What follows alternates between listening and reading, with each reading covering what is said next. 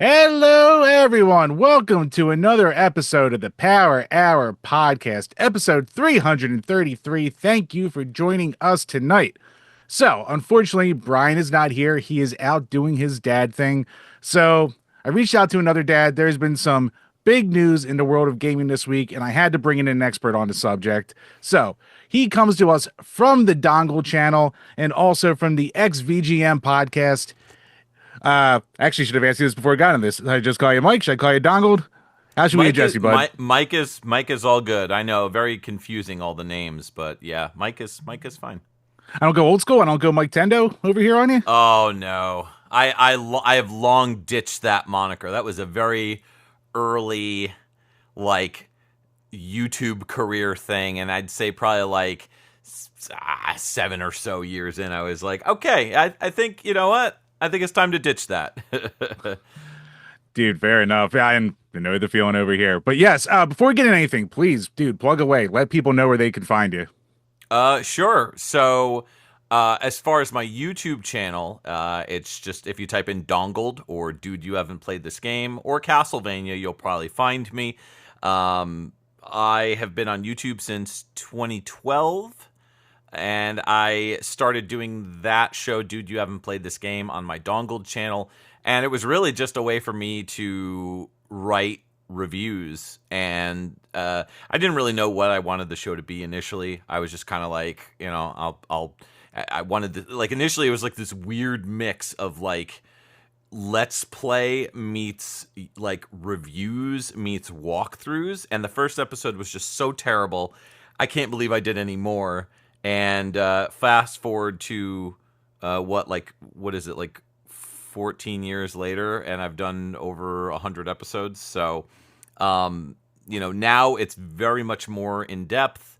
There's less skits these days, but it's very much like edutainment.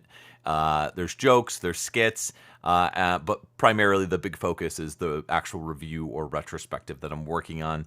And I've always been a huge Castlevania fan ever since I was a little kid.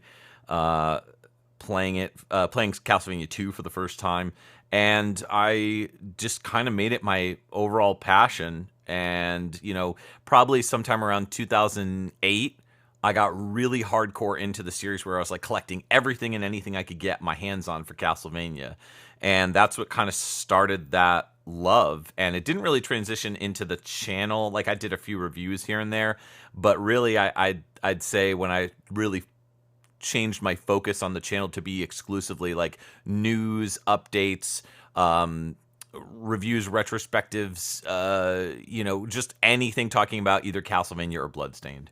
So I've got some other shows on that channel as well on Dongled, like Noob Repair, which is like, hey, I want to like do something with my collection, like fix something, but like I don't know how to solder. I know how to solder, but like maybe you don't.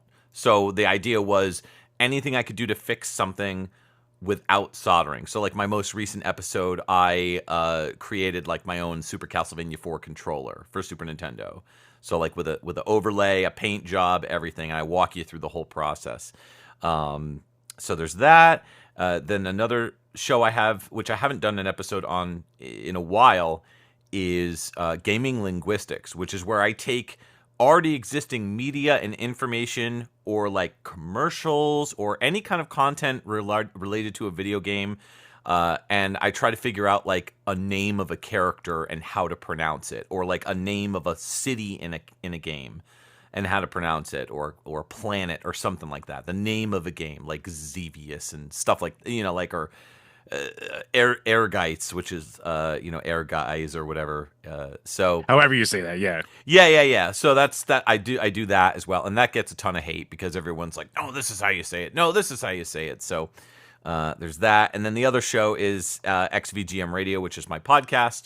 You can find it on xvgmradio.com. We recently had a massive change to the show. Originally, when we started out, it was my friend Justin and I doing the show, which we did for 130 episodes pretty much by ourselves with occasional guests. We've had composers on like Grant Kirkhope, David Wise, trying to think who else. The composer for Freedom Planet, just a ton and ton of, I can't even think off the top of my head, but just like a ton of old composers, new composers for video games. Probably the biggest was definitely Grant Kirkhope, who we had twice, and David Wise. Those are the two biggest ones. Norihiko Hibino, who did Metal Gear Solid, like, yeah, we love to do that show. And then recently we brought on two new hosts to that. My buddy Nico, who's been on the show as kind of a third host for a while, like once a year, but now he's on full time.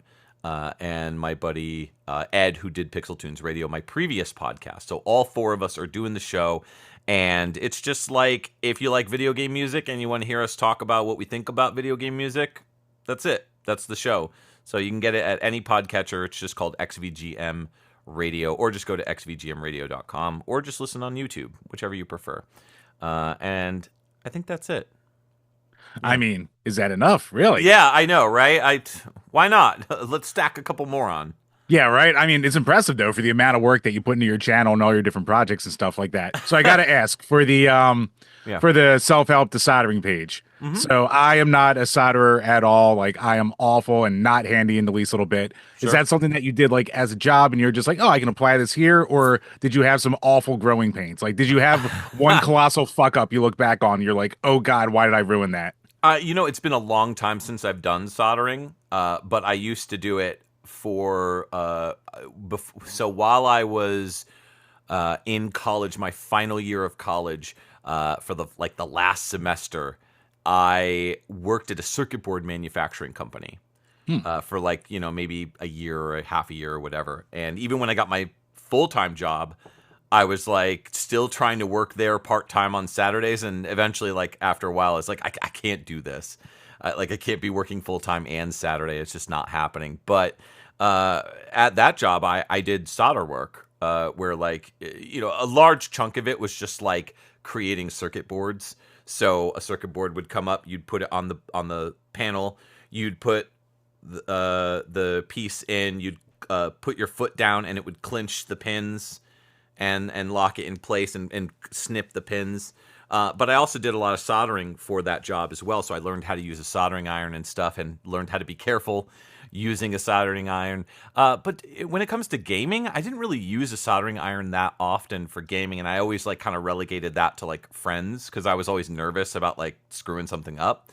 Mm-hmm. But when I was making Noob Repair, I was just like, okay, like there's all these channels like John Riggs and like all these YouTube channels that like they do in-depth soldering and like in-depth, like, here's how to do this or that. And I was like, there's got to be people out there who suck at soldering or don't want to solder but want like an option. One of my most popular videos on that there's two. One is controller wrapping, like wire wrapping for controllers. So most kids back in the day would wrap their controller wire around the controller. Yep. And that's the worst thing you can do, because it puts stress on the where the controller meets the wire. Mm-hmm. And so, there will, of course, be people out there that are like, I've been wrapping my controllers for 30 dickety years or whatever, and I've never had a problem. But, like, it does short out the wires because it puts strain on them. And so instead what you're supposed to do is take the end of the controller, wrap it around your wrist, and then when you get to the end of the controller, you put a rubber band around it, and that's it. And that's how we did it when I worked at a game store, like many, many moons ago. That's how we would wrap controllers. And so there's that. The other video is the PSP. You may get an error on the PSP that says, like, please close door. And it's because on the inside of the PSP, there's these pins for the door. And if the pins are not, what happens over time is that you're putting in the game, you're closing it. And when you do that, it slowly but surely will press the pins in. So the tray is like, even though you close it, it's not recognizing the close. So you'll be playing the game on your PSP, and all of a sudden you'll get an error message about that error. So the fix for it is you open it up and you look inside where the pins are, where you would put the slot in for the game, the UMD, and you just kind of bend those out a little bit. That's it. And that video is like did gangbusters. Like, I think it's over 10,000 views or something like that. So it's a simple fix, but it worked for me. And like I've gotten so many people who are like, "Oh my god, thank you! Like you saved my PSP." So like little things like that. It's not like necessarily, you know, how to fix something that requires soldering without soldering. It's more like tips and tricks on your collection. You know, how to clean games, how to clean memory cards. Random stuff like that. How to get stickers off boxes, that sort of stuff. Yeah. What Goo Gone goes and just telling people don't use Brasso, don't ruin your games, that kind of deal. Yeah, kinda. I for the boxes themselves, I definitely not Goo Gone if it's a cardboard box because Well, you that'll don't like just that ruin little it. oil sheen that never goes Yeah, away? that little smell that like always is there. Mm-hmm. No, for those, it's just the simplest answer is use a hair dryer. You just use it. Oh, Yeah, you just use a hair dryer on the sticker and just hold it there. Don't go too close because you don't want to burn the box. But you just kind of go back and forth with it, and eventually the sticker will warm up. The glue warms up on the sticker, and you just peel it right off.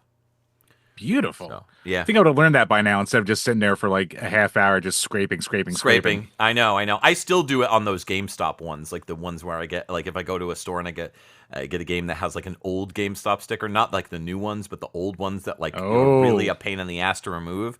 Those I'll Mm-hmm. still kind of pick at, even though like I could use Goo Gone or I could use the trick, the hot trick with the thing. So I don't know. What do you think was do you have Goodwills out by you? Oh yeah, sure, sure, sure. Okay. So what do you think's worse? Goodwill stickers or the old GameStop stickers?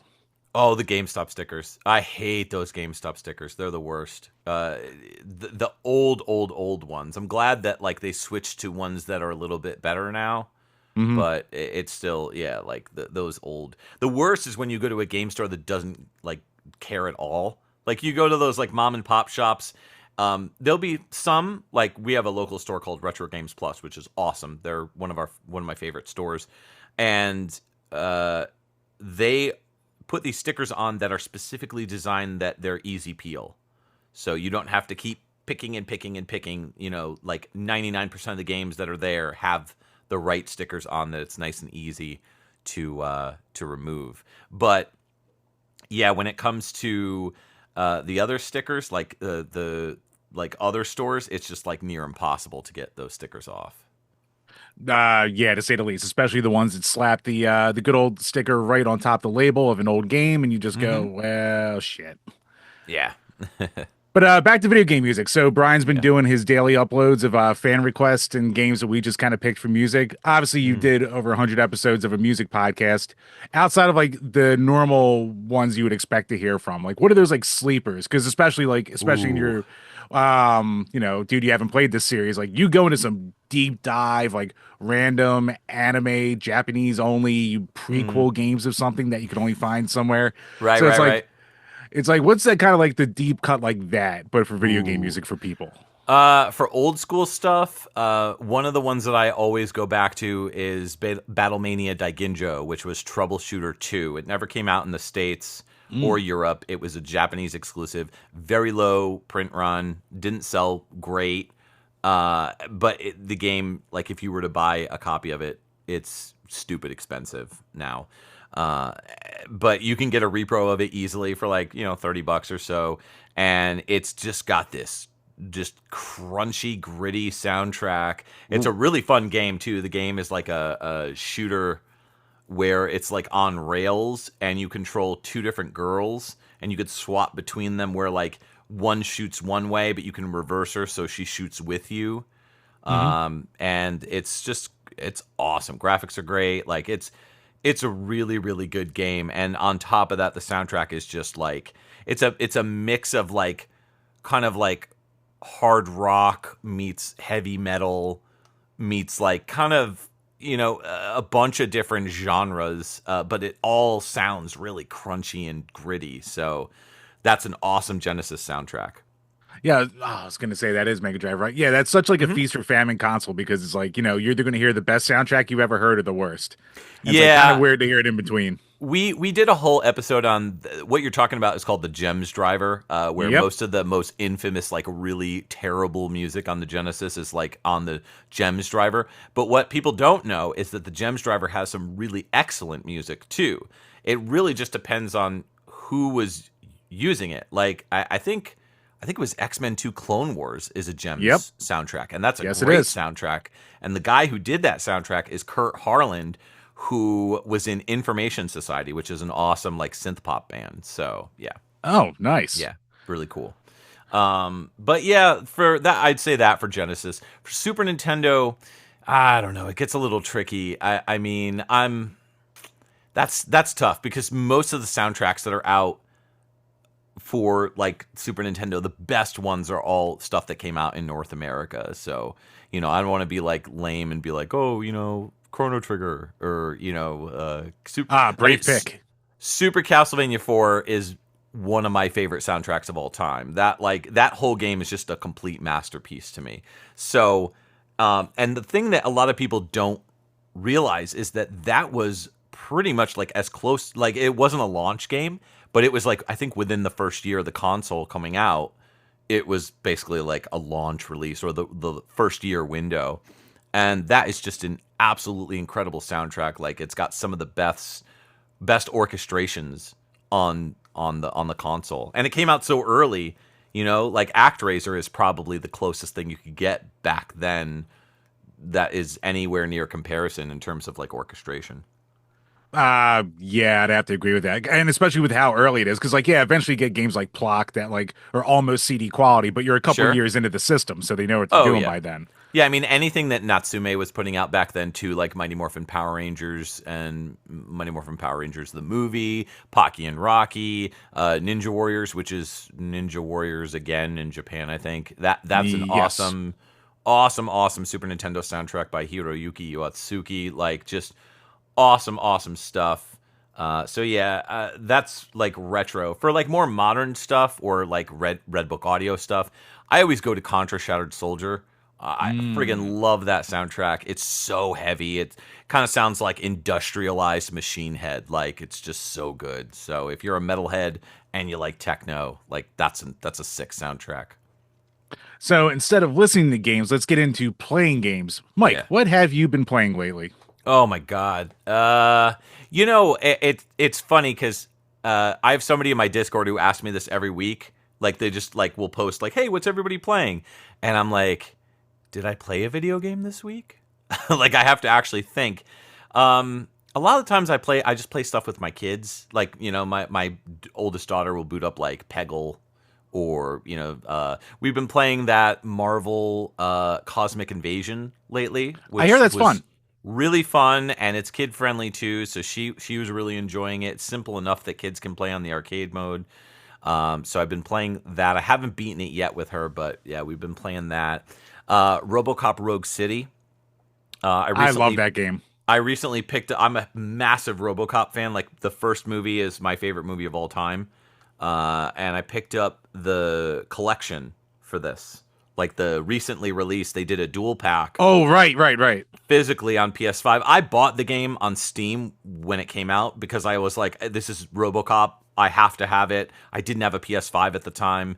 And so I picked it up on PC. I played a little bit of it and I loved it. But I was like, I can't play this on PC because I'm just not a PC guy. So I waited for the PS5 when I bought a PS5, and then recently they did a dual pack for the Unfinished Business.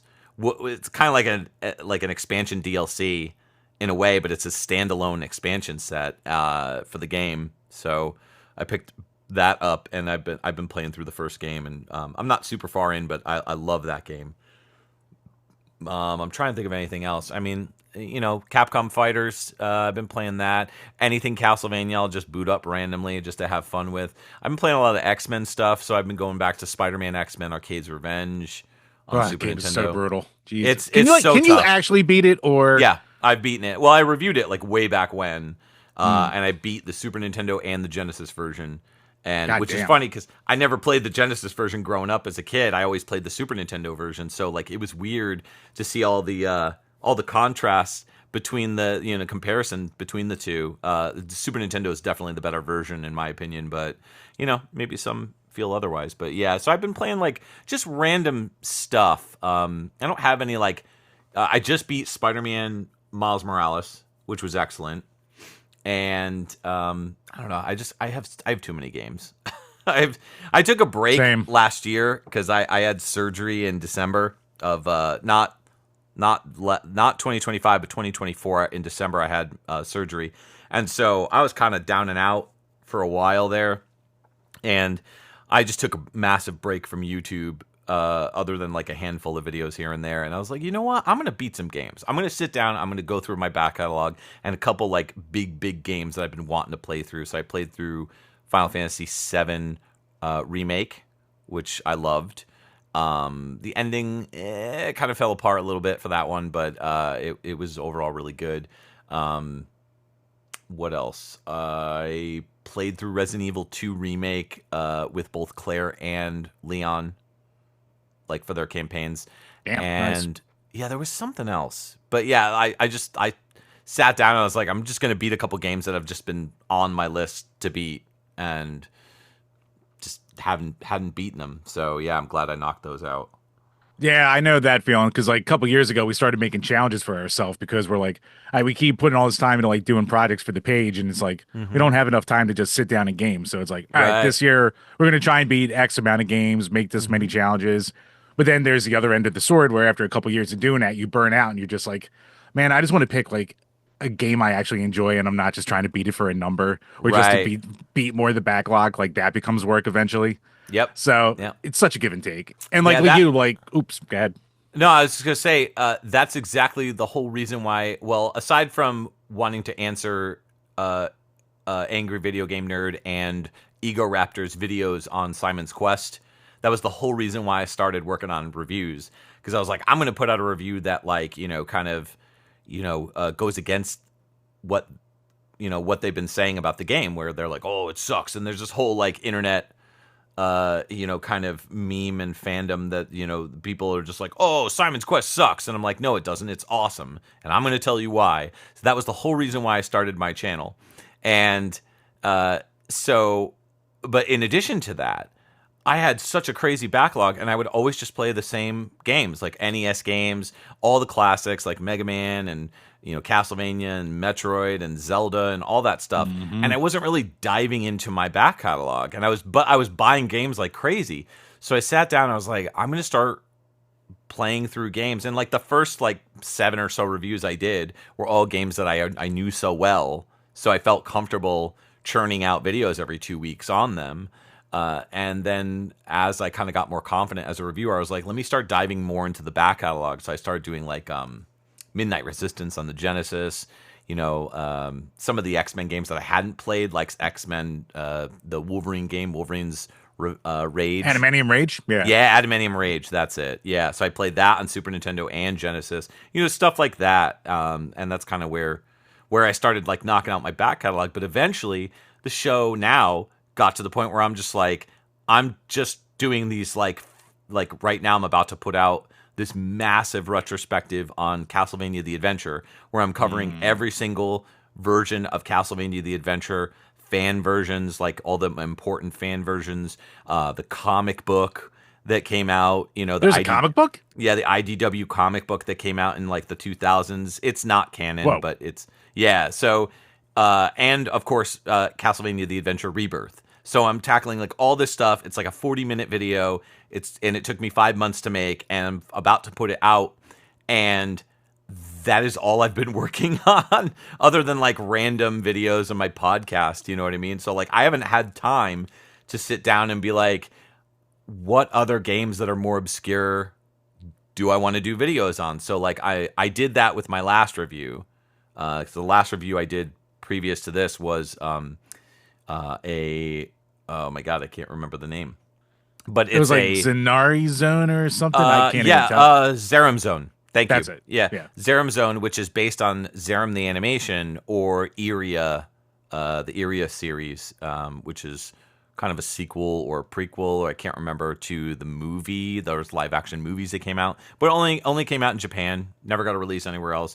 And I was like, damn it, I'm going to do an obscure video, and so I did that, and I really liked doing that, but it did absolute shit for content. So It's in because you terms of, tried. The lesson is never try. oh And then the yeah, videos no, take off. I do much better if I just sit in front of a camera and complain about something or talk about something that I'm passionate about than if I spend 5 months on a video and then put it out and people are like, whatever. So Yeah. I'm okay with it, whatever. The most important thing is that I'm happy doing it and that I put it out and I have something to say about it. I don't want to put something out if I'm like not happy or I have nothing to say about it. So.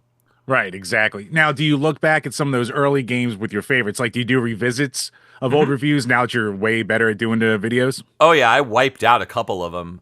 Oh, Yeah, I just like completely unlisted them or marked them as private or whatever. Castlevania Bloodlines, I redid that one, and I was much happier with the way I.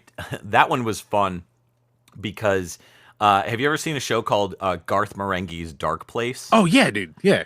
I love that show. And so I had just started watching it right around that time. And I was like, I have to do a parody of this.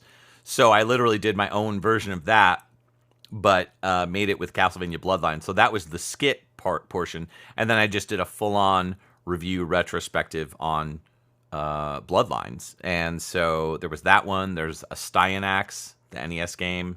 Metroid, that was the very first episode of Dude You Haven't Played This Game, and I pulled that one because it was just so atrocious, and then I redid it maybe like 2 years later or something like that, and I was much happier with that version. So yeah, there's been a couple here and there. There's more that I want to pull.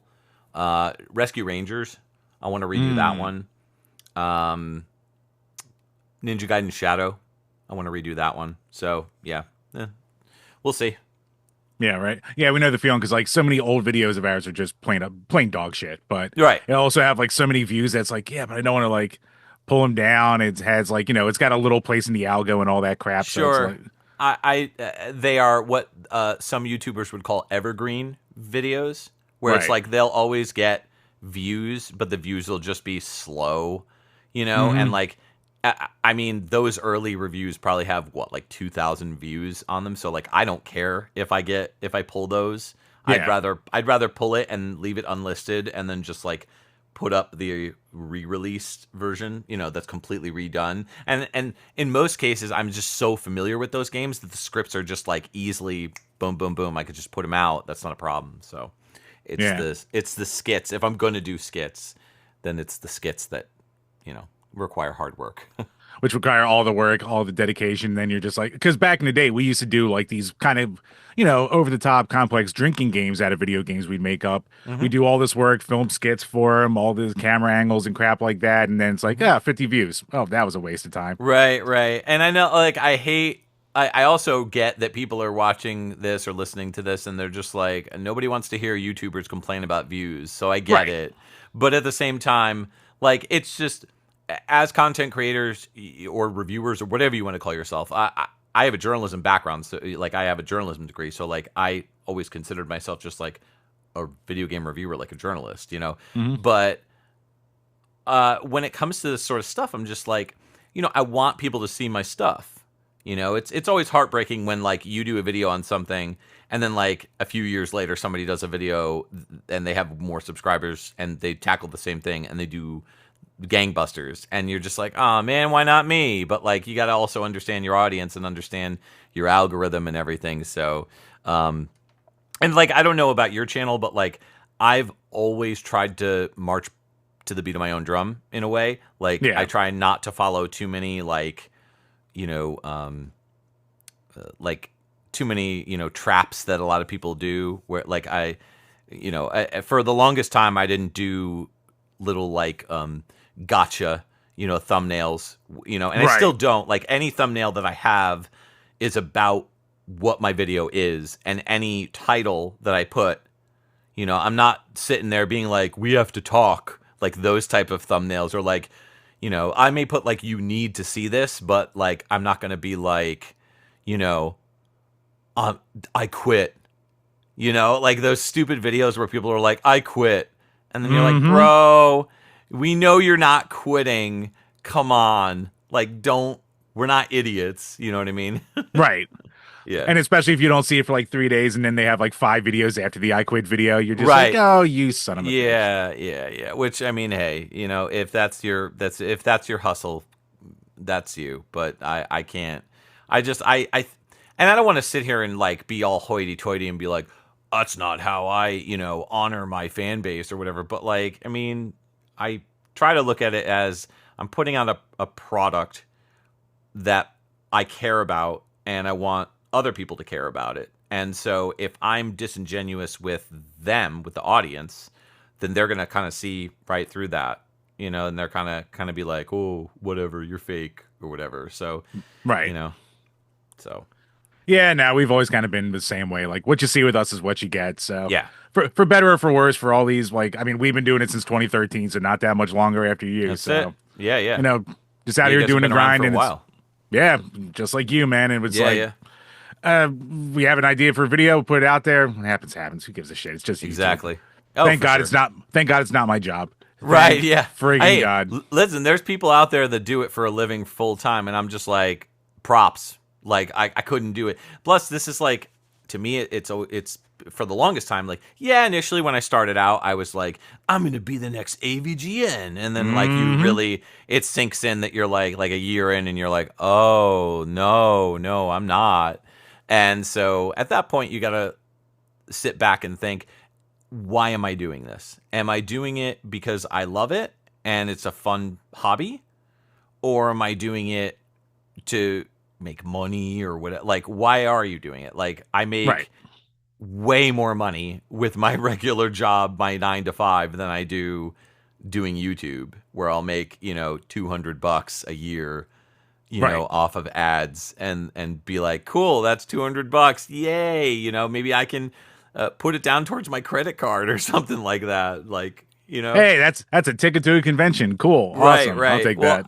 so I have Patreon as well, but the Patreon funds always go to other stuff. To Discord server, payments to, if I try to pay people when they do work for me. So my buddy Dexter does all my thumbnail art for my reviews and retrospectives, and so I'll pay him money when I'm like, hey, can you do this for me? And he hooks me up with some art for a good price, and I set him, he hooks me up, so I hook him up. So there's that, and you Mike, know, Mike, Mike, Mike, you're supposed to exploit your biggest fans for free oh, labor. That's that's how it's right. done. Yes, yes. Discord mods, thumbnails, all that. Really failing at this whole Discord and YouTube and Patreon thing. But yeah, I don't make much off Patreon. It all goes back in. I have this game chasing thing too, where like I'll go out and I'll go to conventions or I'll go to stores and I'll buy games for whoever's on a certain tier Hmm. for the Patreon. Like, and all the tiers are named like after whips, like Castlevania, like Flame Whip, and all that Awesome. stuff. So anybody that subscribes to a tier where there's games, I send them, a game that's worth more than $5-6. Usually, most games are like between $5 and $10. Sometimes more. Like what I'll do is I'll save up, maybe 2 or 3 months worth, and I'll get a game for like $20 or whatever. I'll send it to somebody. So it's cool, That's awesome. fun. Good way to give back. Yeah, as far Hmm. as me for what I've been playing, actually kind of like you, a lot of stuff with my daughter because like she'll go to she's not a gamer really at all, Okay. but she'll go to her friend's house and want to play Mario Kart or Mario Party, and she gets Hmm. her ass kicked. And then she's Yeah. like, we're like, all right, come home, play with me, we'll Yep. start training and practicing with you. Then she'll Yeah. get frustrated because like, she's like, well, I'm not good at it. It's like you've played 3 games. Like Right. you have to sit there and stick with it. But like it's still fun even when she gets frustrated talking her off the cliff and all that Hmm. stuff. Like, you Yeah. know, having a daddy daughter time doing that, it's always a good time. That's all it is. Uh Yeah. yeah, and then besides that, I'm like still playing games of StarCraft on ladder on my second page. Hmm. Jim StarCraft struggles, like, comment, subscribe. And also just trying to make my way through Mario 3 for the first time ever. Oh, Uh really? Oh, I didn't have an wow. dude, I didn't own an NES until I was like 27. Oh, wow. That's kind Yeah. of like me with the Genesis. I didn't own a Genesis until I was like in my early 20s.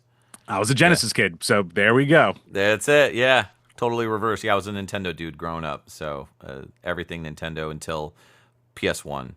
It was like 95, 96, and my parents were like, you could get a computer or you can get an N64. And I was like, computer, because I wanted to learn how to use a computer. And I'm glad I Yeah. did, because now I know how to use a computer. But I played like Doom, Final Doom, like tons and tons of Doom. And like I'm a big metal guy, so like I was listening to like heavy metal music while playing Doom. Like As you got to. I know Doom has metal music in the back, like MIDI metal music in the background. It's great, but like after the millionth time of you listening to, you know, Right. you're like, you know what? Let's actually listen to some Metallica. You know, so it's kind of how it went. And then I was eventually gonna, I got an N64. So I was gonna say, did you ever go like that next level and like make a playlist so when you went to each level you could hear the actual song they ripped off? ha! So it's Oh, like that's fun. I should do that. Yeah, yeah. I think they ripped off like Pantera, Black Sabbath, pretty sure some Judas Priest was Metallica. in there. Yeah, Priest. Yeah, yeah. So that would Probably some be Megadeth. fun. Yeah. Yeah, yeah. All the classics, all the greats. So yeah, that'd be a fun challenge to do.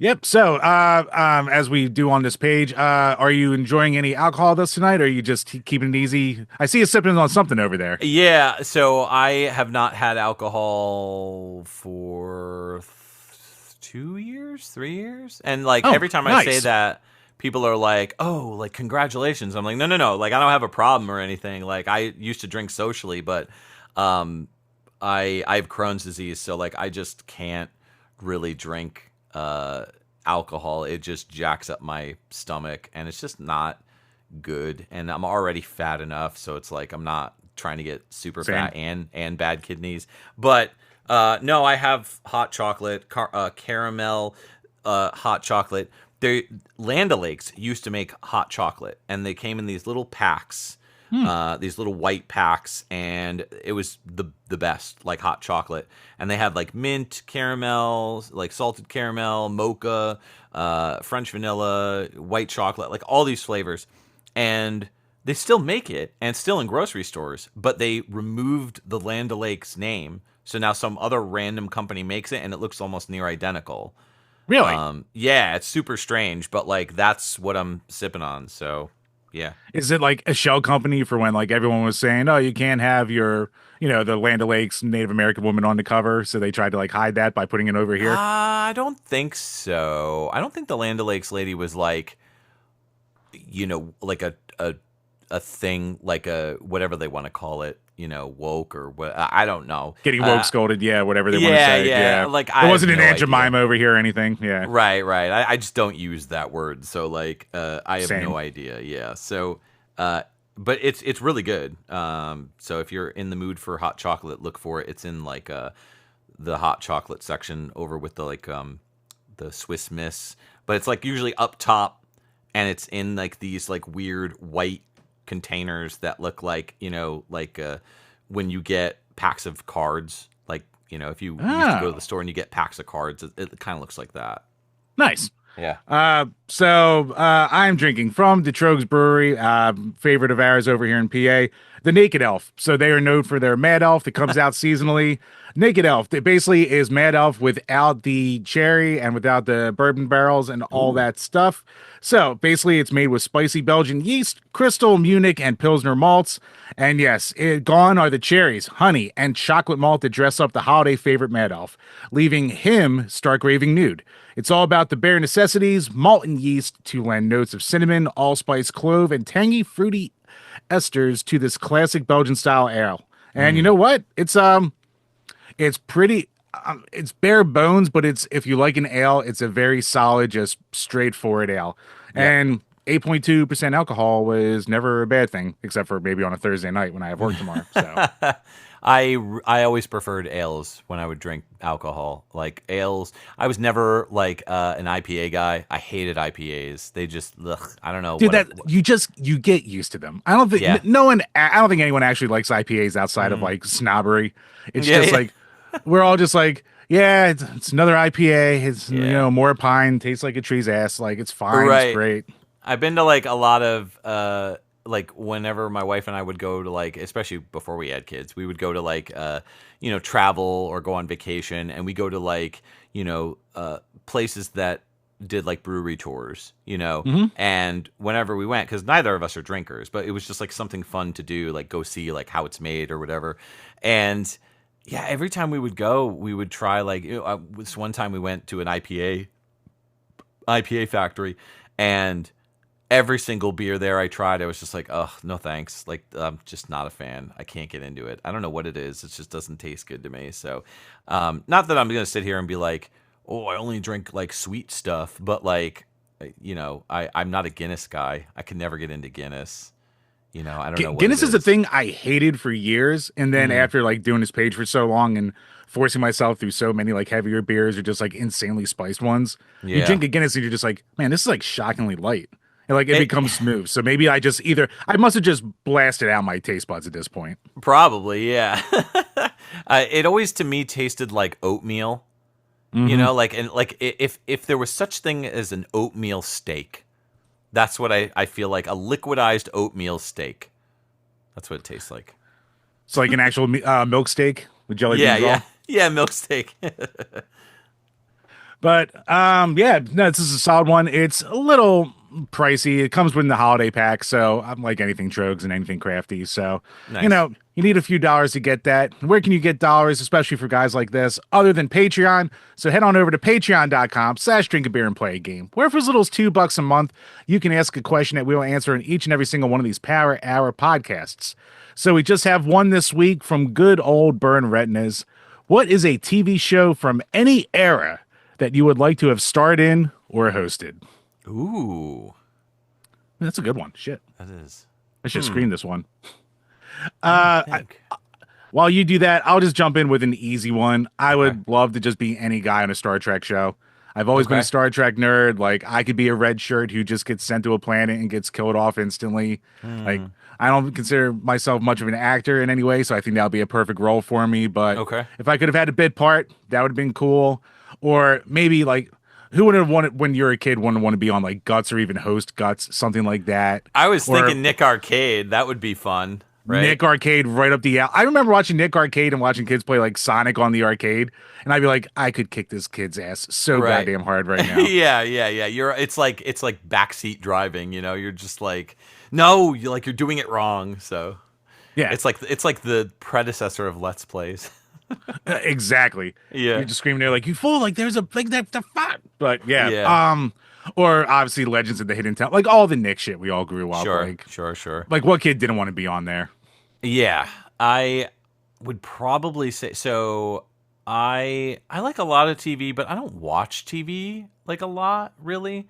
Um, but if I was to be in a show, it would either have to be something really funny or something really dark.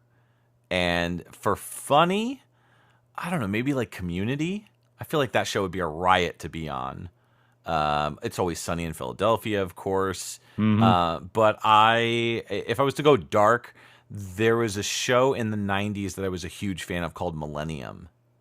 It was I remember it, but I never think I saw it. it was a Chris Carter show, the X Files guy, and it was Hmm. basically the show he did, after X Files, or X Files was still on at that point, but it was like, I think it ran from like '97 to '99, like late '99, and yeah, it tackled like this whole group called the Millennium Group, Hmm. and it basically was kind of like the movie Seven, but Oh damn. like episodic. So like every episode was like about a serial killer. So I think that show would be intense to be on, but I think that would be really cool. Oh, yeah. I'm looking at pictures right now. I'm like, I do Hmm. vaguely remember that. It is wild when like a guy has a super hit, so they just give him like all the networks just throw money at him. They're like, do it again, do it again. Yeah, yeah. Lance Henriksen was the main character. He played a criminal investigator called Frank Black, and it was such a good show. Like writing, especially that first season, was like, it was like serial killer of the week sort of stuff. But they Right. started to like do like a very like story arc, here and there. But then by the second season, it turns into like a supernatural kind of X-Files-y kind of show, very jokey at points, a Hmm. lot of weird stuff. And then the third season tries to go back to the more serious first season type stuff. And the third season's all right, but like they leave the show off where you're just like, it's unfinished, and they tried to wrap the show on X-Files in like one episode where they had like Frank Black come back to do the show. And Yeah. it's like, it's just not as good. It's nowhere near as good as Millennium. But yeah, so Millennium, awesome show. Great soundtrack and music by a composer named Mark Snow, who unfortunately passed away not too Mm. long ago. But yeah, really awesome show. Nice. Good pick. So yeah, once again, thank you to everyone out there for all support. Make sure you head on over to Patreon, check out all the tiers, all the bonus content, bonus episodes, game review requests, all that good stuff. And fuck. I'm not used to just doing all the transitions on my own here. Mm-hmm. So actually, real quick, are you a baseball fan at all? Do you care about baseball? Because I can Oh skip this man, one for next week. I love baseball. Love Okay, it. good. But All I right. know you're in Philadelphia, so you may not want to know who my favorite team is. Oh, I mean, I have to know now. Who's the favorite team? Let's hear it. New York It's Mets, the baby. fucking Mets, isn't he? You son of a bitch, goddamn take. I hope Bo Bouchette rips his goddamn Achilles off his fucking just explodes. You see it in the third deck. That's how bad I want it to Listen, happen. for the record, I am a very jaded Mets fan. How can you not be though? Right, you basically have to be if you're going to be a Mets fan. But like, I go into every season like we are not going to win. We are going to suck, and 9 times out of 10, I am right. And the one season that we do get to the playoffs, it's always like a miracle situation. It's never the Mets never get into the playoffs and it's like easy peasy. It's always fighting No. tooth and nail. And honestly, that is what I absolutely love about being a Mets fan, because 95% of the time it's a shit show. And then the other 5% time where you're biting your nails and you're having like heart palpitations like in the playoffs, like that's the good stuff. That's the stuff right there. So like I don't watch too many games. I go to games here and there. But like I follow on ESPN all the time. So like I'm always checking scores and I'm always checking standings. And I do the same for all the sports that I follow. So yeah. Nice. So you'll like this. So I have friends now from college. They live in North Carolina. We go down and visit them, but they're from New York. They're hardcore Mets fans all their life. So when we go down there, we're at the pool in their complex. I'm wearing a Schwarber shirt, of course. And while we're there, like, of course, we start shit talking. My buddy's wife takes my shirt and just dunks it in the pool. I'm like, you fucking bitch. So Adam's face is like, fine, ha ha, funny, funny. But what happened after that is that's when the Mets were in first place. And that's when they were rolling. Yep. And that's basically almost like the week after she did that is when the collapse started from last year, which Oh. heart goes out to you. That's brutal. Philadelphia sports fan. I've been through many a collapse over here. Yep. Yep. But I was just like, I had to text her. And I was like, so how'd that work out for you? But don't worry, we're blown into playoffs. It's fine. It's just so brutal. Last year, I was just so pissed. There's no other word for it. And then in the off season, with all the bullshit that's been going on, them getting rid of Diaz, them getting rid of Alonso, and I'm just like, what are you doing? But now that they've picked up a few players, I'm still not on the fence with this new team. I really don't think they're going to be able to recapture the work that both Diaz and Alonso put in, and they're trying to, all the fans are trying to trade off and be like, well, defense, Alonso was lacking in defense. I'm like, yeah, but he was like kicking ass in offense, like batting wise. So he had hot and cold moments for sure, but where are you going to get like 40 home runs? You know what I mean? A year. So we'll see, but I'm not a happy camper. So Dude, I'm much more interested in basketball right now.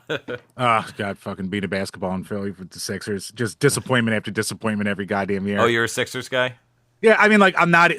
Basketball's probably like my least like followed of all the four teams, but like Okay. I follow Philly sports teams. Sure. But like every year, it's just like high hopes, high hopes. Embiid's an MVP candidate, and then we get to the second round of the playoffs, and we always choke. And we always shit the bed. Yep. So it's like everyone's like, well, just be happy to be there. It's like, yes, we are happy to be there because you have to get there to have the chance. But Sure. like the every year, goddamn come roadblock on. every Right. year. Yep. It's so weird because like I grew up as a Mets fan just because of like where I live, because I'm in Connecticut, and my dad grew up in Queens. So like just happenstance, like, he was a Mets fan and he made us, my brother, a Mets fan. So that's kind of how that went. And it just always kind of stuck with me. My backup team is the Mariners, though, just for the weird coincidence that like Nintendo owned them. Right. And it was always one of those things. I was like, oh, that's so cool. Nintendo owns a baseball company, or a baseball team. But for Football, I'm the Packers, Okay. and the basketball, I'm the Hornets. And that's just like I Oh, was '90s kid growing up, loved the we teal all and had the starter purple. jacket. We Yep. all, yeah, except me. I'm the only one that didn't. I had a Letterman's jacket. I told my parents, I was like, I Oh want to start. I want a no. starter jacket, the Hornets jacket. Everybody had it, and they got me a Letterman's jacket. It was like a felt, this big, heavy felt Hornets jacket with like the word Hornet like on the front, all in like the Letterman font, and I was just like, I didn't want to like, I hate to sound like a stuck up like brat, like, Right. but this is not what I wanted, Dude, and kids are brats. We're all right, brats when we're kids. It's for fine. sure. But it Yeah. was like one of those things where like, one of my best friends and I still talk about it to this day. Where she thinks that I got a Hornets starter jacket, and I'm like, Right. no. I was like, I got the Letterman's jacket. I did not. So yeah, I don't know. Hornets have always stuck by me, but this season, I don't know. They won 9 in a row, and they're coming back from the bottom barrel. So we'll see what happens. At least they're keeping it fun for you at the very least, right? Oh yeah, yeah. We'll see. I think they just played tonight. I don't know if they won or not. I'll have to check. Yeah. So, back to off-season struggles for our baseball teams and off-season drama. A big one for the Philadelphia Phillies. Don't tune out yet. This is the beer story for the night. Nick Castellanos, brought in back in 2022, big free agent signing, never lived up to it. He was a Mm, Braves killer in the playoffs, so I can always love him for killing the Braves every year in the playoffs. So I can't fully hate the guy, but he was a disappointment. But mm, last year, he had a ton of problems with Phillies manager Rob Thompson, constantly getting benched because he was a liability in the field. But he's the kind of guy who also never wanted to be benched. He's mm. like, I'm a starter, I'm a star, can't do that. Sure. So as the years went on, just weird shit would start to happen. You'd hear about fights. He'd be yapping at Thompson from the outfield when he'd be trying to take him out. Mm, And the whole thing over the offseason was, all right, are they just going to dump him? They're trying to trade him. No one wanted to take on his contract, 20 million a year to be a 260 hitter with 17 home runs. Like mm. that's not going to get the job done. No. So you know the pain all too well. Hmm. So yeah, they wind up just dumping him. And everyone's like, Huh. what happened? How did this go so badly? And Yeah. apparently, a big breaking point last season from one of his first benchings. So he got pulled from a game for defensive replacement, and then he got benched next game. And everyone went, "What happened?" And they went, team speak. We talked about it. We had a fight. Blah blah blah." And all Sure. season, it's like, "What happened? What happened?" Mm. So it turns out when he got pulled, he went into the back and came out with a beer and sat next to him on a bench. And he went, some things you're way too lenient on and some things you're way too strict on. I don't think that's a Mm. winning strategy. No. So apparently his teammates came and grabbed the beer from his hand before he could drink it right in front of him and stuff like that. But I mean, there's part of me that's Why? like, it's like, man, how unprofessional can you be? But then there's the Right. other half of me that's like, that is such a boss fucking move to be like, what are you going to do about it? And Right. apparently it was benching him for a shitload of the season. That's what they did. Wow. That's crazy. Apparently there's been like some kind of poll among like owners, and like 38 out of the 50 some owners are like, yeah, that was a good move to just dump him. So, which Mm. is like almost unprecedented, but yeah. Um, Going because Phillies were always known for like having their beer parties after they would like, clinch a division or have a Sure. playoff win, shit like that. Like all the Hmm. teams do. Yep. They were a vibes team, as they said, and vibes turns into 3 straight NLDS losses. I'm not bitter Mm. about that or anything like that, but I don't yeah, want to hear it. I don't want to hear it. I'm preaching to the wrong choir right now. I know. Although you fuckers, you did just shut us out completely. What, 2 years ago in the playoffs Yeah, with that yeah. monster No. starting rotation you had? Crazy, crazy. I am still blown away at them almost making it to the World Series. They made it I think 2015 against the Royals, and then they just tanked. I Yep. really thought that was going to be our year, but is what it is. All the other years that they've kind of dabbled in the World Series, I'm just like, whatever. I mean, listen, I'm turning 43 this year, and I didn't get to experience 86 because I was 3 years old.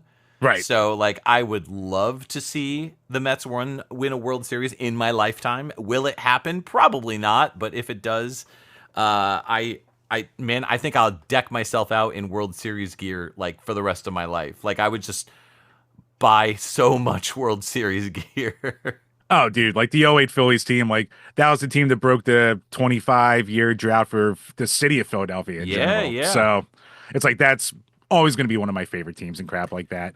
But as a Flyers fan, I was -9 the last time they won the Stanley Cup. So Do you that's going know to be, do you know Living in 8 Bits, the channel? yeah, yeah. Not The like guy that personally, but like I've seen right, it. right. Yeah. The guy that runs it, Mike, I'm a buddy of he's a buddy of mine. He is I think like videographer for the Phillies. Really? Yeah, like he posts like stuff about the Phillies all the time, like he and like him shooting footage and all this other stuff. Like, yeah, I think he's like a videographer where like he shoots because he's a director. Like Yeah. that's his like passion, and so he has a job working for the Phillies doing like videographer stuff. So it's No pretty shit. cool. All right, I'm gonna have to Yeah, do a deeper dive into his stuff then. That's awesome. yeah, yeah. It's pretty cool.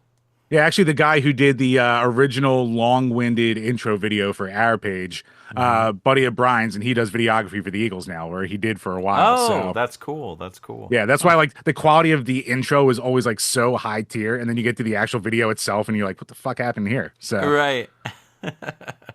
no, small world. No, I'll definitely have to check him out more. That's very cool. But Yeah. I guess lesson learned is if you want to make a statement to your boss, don't bring a beer with you. Yeah, unless you're trying to get fired, in which case, go for it, you know? I mean, it sounds like the best way to do it. Yeah, yeah. I mean, if you're gonna go hard, if you're gonna go hard, right? Right, exactly. And Yeah. speaking of hard, Mike, Hmm. how about this preview video they dropped this past week for a Oh, brand new Castlevania game? Let's get to the good stuff, baby. all right. I'm Let's get to the just, wheelhouse. I am still just in disbelief. I just simply can't.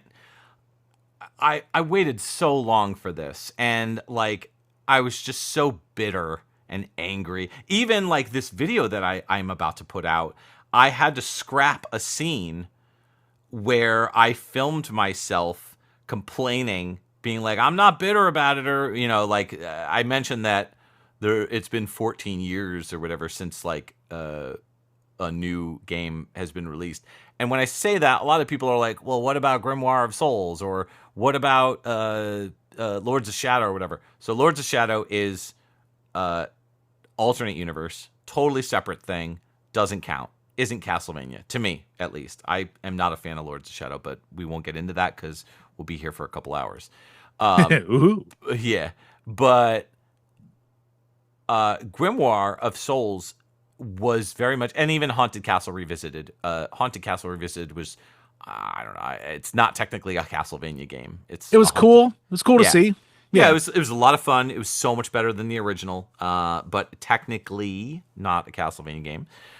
And yeah, Grimoire is very much like, I look at it in the same way I look at Judgment, which is like, hey, it's fan service. It's like, yeah, there's cool little fill in the blank moments for the storyline and the canon and all that, but and like the relationships between characters and whatnot. But like overall, it doesn't move the story forward. It doesn't add anything directly to the timeline in terms of like a year of when something happened and a specific new character. So to me, the last new Castlevania game, Rebirth, doesn't even count technically, Yeah. because that's Adventure Rebirth is just a remake of Adventure, Hey, same quick story. aside.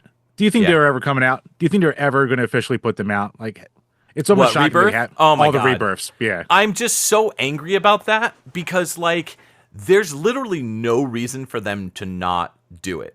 Yeah. Konami, obviously, it's their game. They own the rights to it. Rebirth, those three games, which for those listening are like, who, what? Back in the WiiWare days for the Nintendo Wii, Konami released three throwback games that were brand new entries. One was Castlevania The Adventure Rebirth, one was Gradius Rebirth, and one was Contra Rebirth. All three great games. And they put them out on the WiiWare service, and now that service is dead. So the only way you could play it is through emulation or stealing the games, or if you still have them. I still have all my old games on my Wii, or on my Wii U. So the games were developed by M2. They have a very close relationship with M2. M2 did all the collections that have been coming out, every Excellent single one of them. collections. And they're Awesome all great. collections, all fantastic. M2 is a great developer for particularly 2D games, which I can talk to death about why I don't think they're going to do the 3D collection that will hopefully eventually come out. But yeah, these Rebirth games, there's no reason for them not to come out. Literally, M2 made them. M2 has a close relationship with Konami. So the only reason why they haven't come out, in my opinion, is one of two reasons. One, Konami just doesn't see the interest in it, or doesn't see the financial aspect of doing it, which they're fools, they're idiots if that's the case. Just do Two, it digital. I don't fucking care. I don't even just need the physical. Just do it right. digital. Well, you know that they'd probably ham-fist it with limited run games, and it would come out and it would be absolute shit. So, Oh, we'll get to them. Yes. Yeah. Oh, yeah. But the other reason why Rebirth wouldn't come out is if Nintendo had some kind of like sick, twisted deal with them where like Rebirth can't be re-released on any other console or something. You know, kind of the way that Sony has manipulated Rondo and Rondo of Blood and Symphony of the Night, which Symphony is available elsewhere. It's on like iPhone, it's on Xbox, it's on PS3, I believe.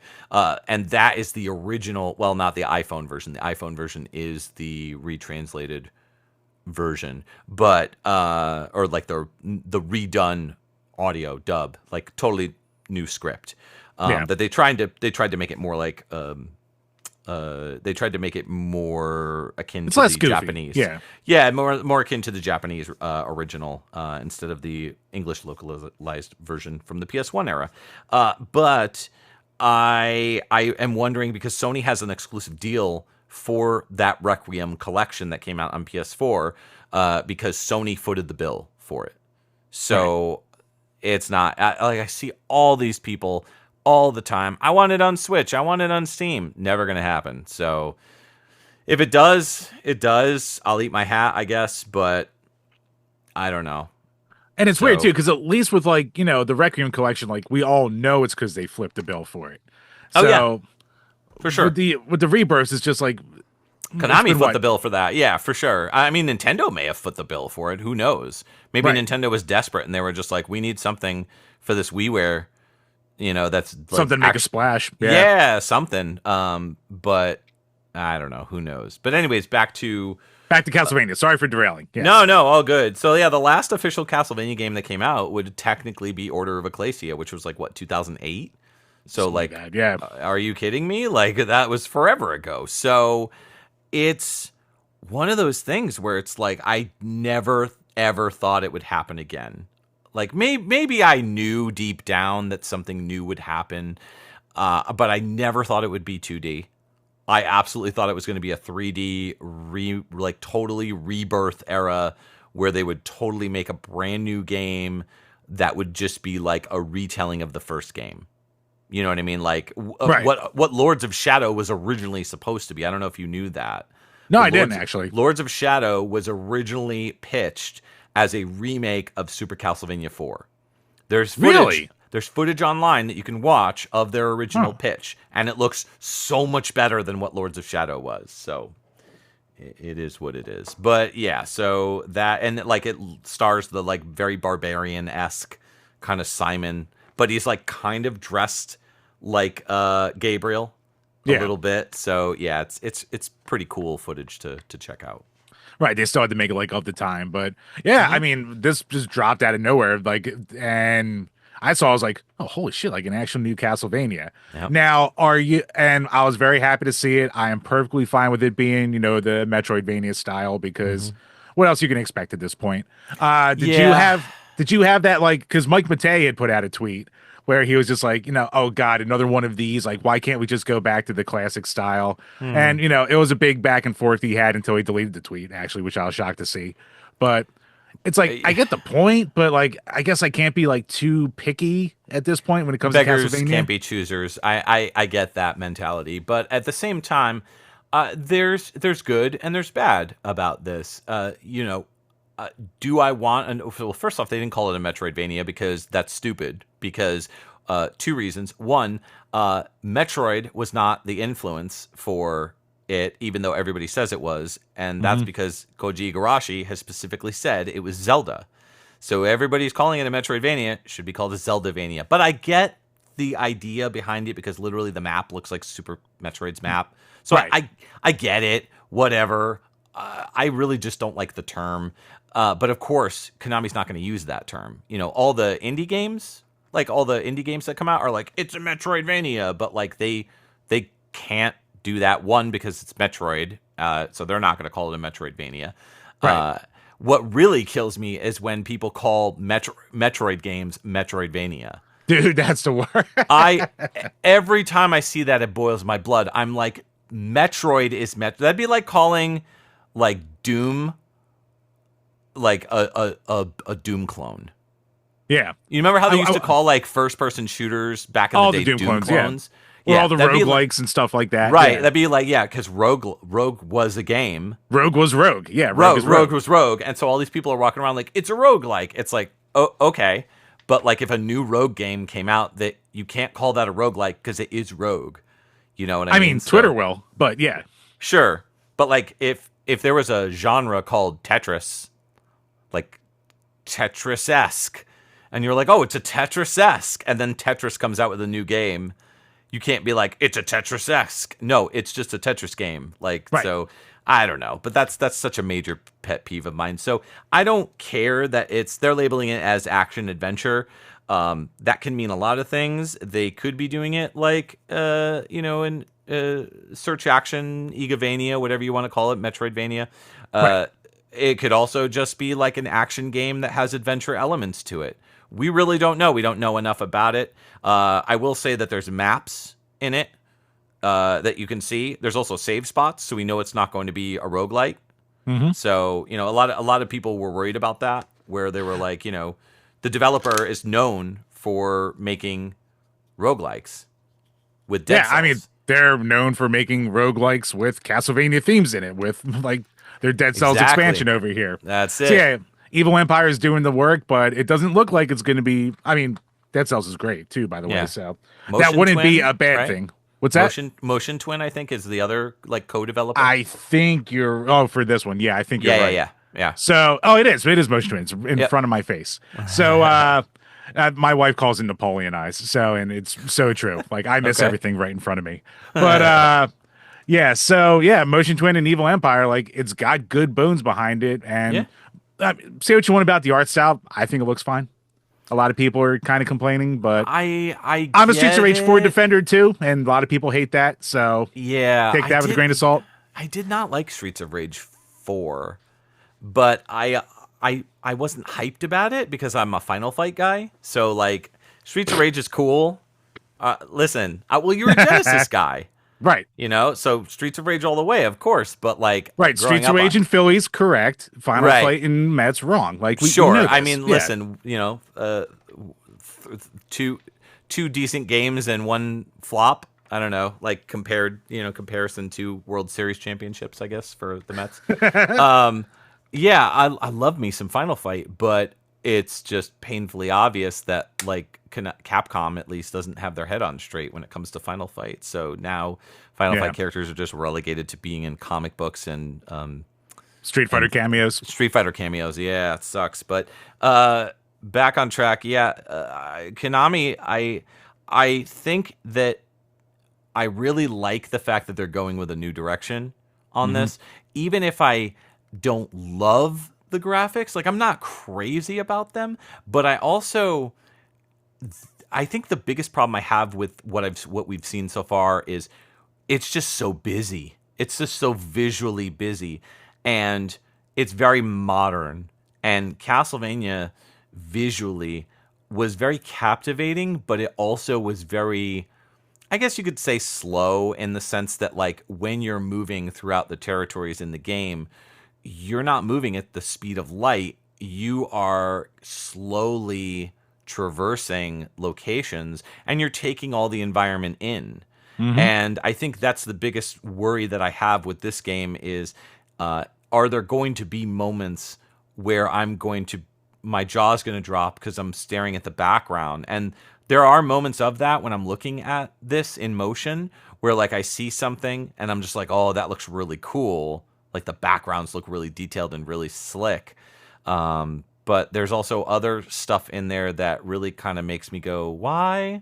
Like they did what most developers do nowadays, where they have like one level where there's just shadows, Yeah. your silhouettes or whatever. And I'm like, do we really have to do Donkey Kong Country Returns We've done on this. this? Yeah. Yeah, like they started that whole scheme, I'm pretty sure, and it's just nowadays every new game that comes out that's 2D, they're like, oh, we got to have a shadow level, So I don't know. So we'll see. Yeah, I mean, like, there's like when you're going back to like the busy part, like there can be good. Like, I think Marvel vs. Capcom as a series is the perfect example because like Sure.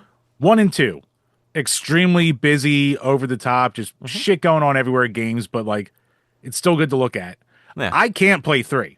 Like that art style and how busy that is, and just like Mm, maybe it's a gelling of like the shell shading with everything they have going on and like the darkness because it's late 2000s game. sure. But I look at that and it's like there's so much going here. I can't like process it here. Yeah, So 3 was okay, but like nothing beats 2 for me as far as no, Marvel versus no, that's, Capcom. yeah, that was It's peak. just yeah, for sure. Like visually peak, really was like the best that those like versus games were going to get visually. I will say Tatsunoko versus Capcom was excellent though. That was Oh really good. yeah, very underrated game right there. Yeah. That And was the like when last there's that was the last fighter that I bought from Capcom.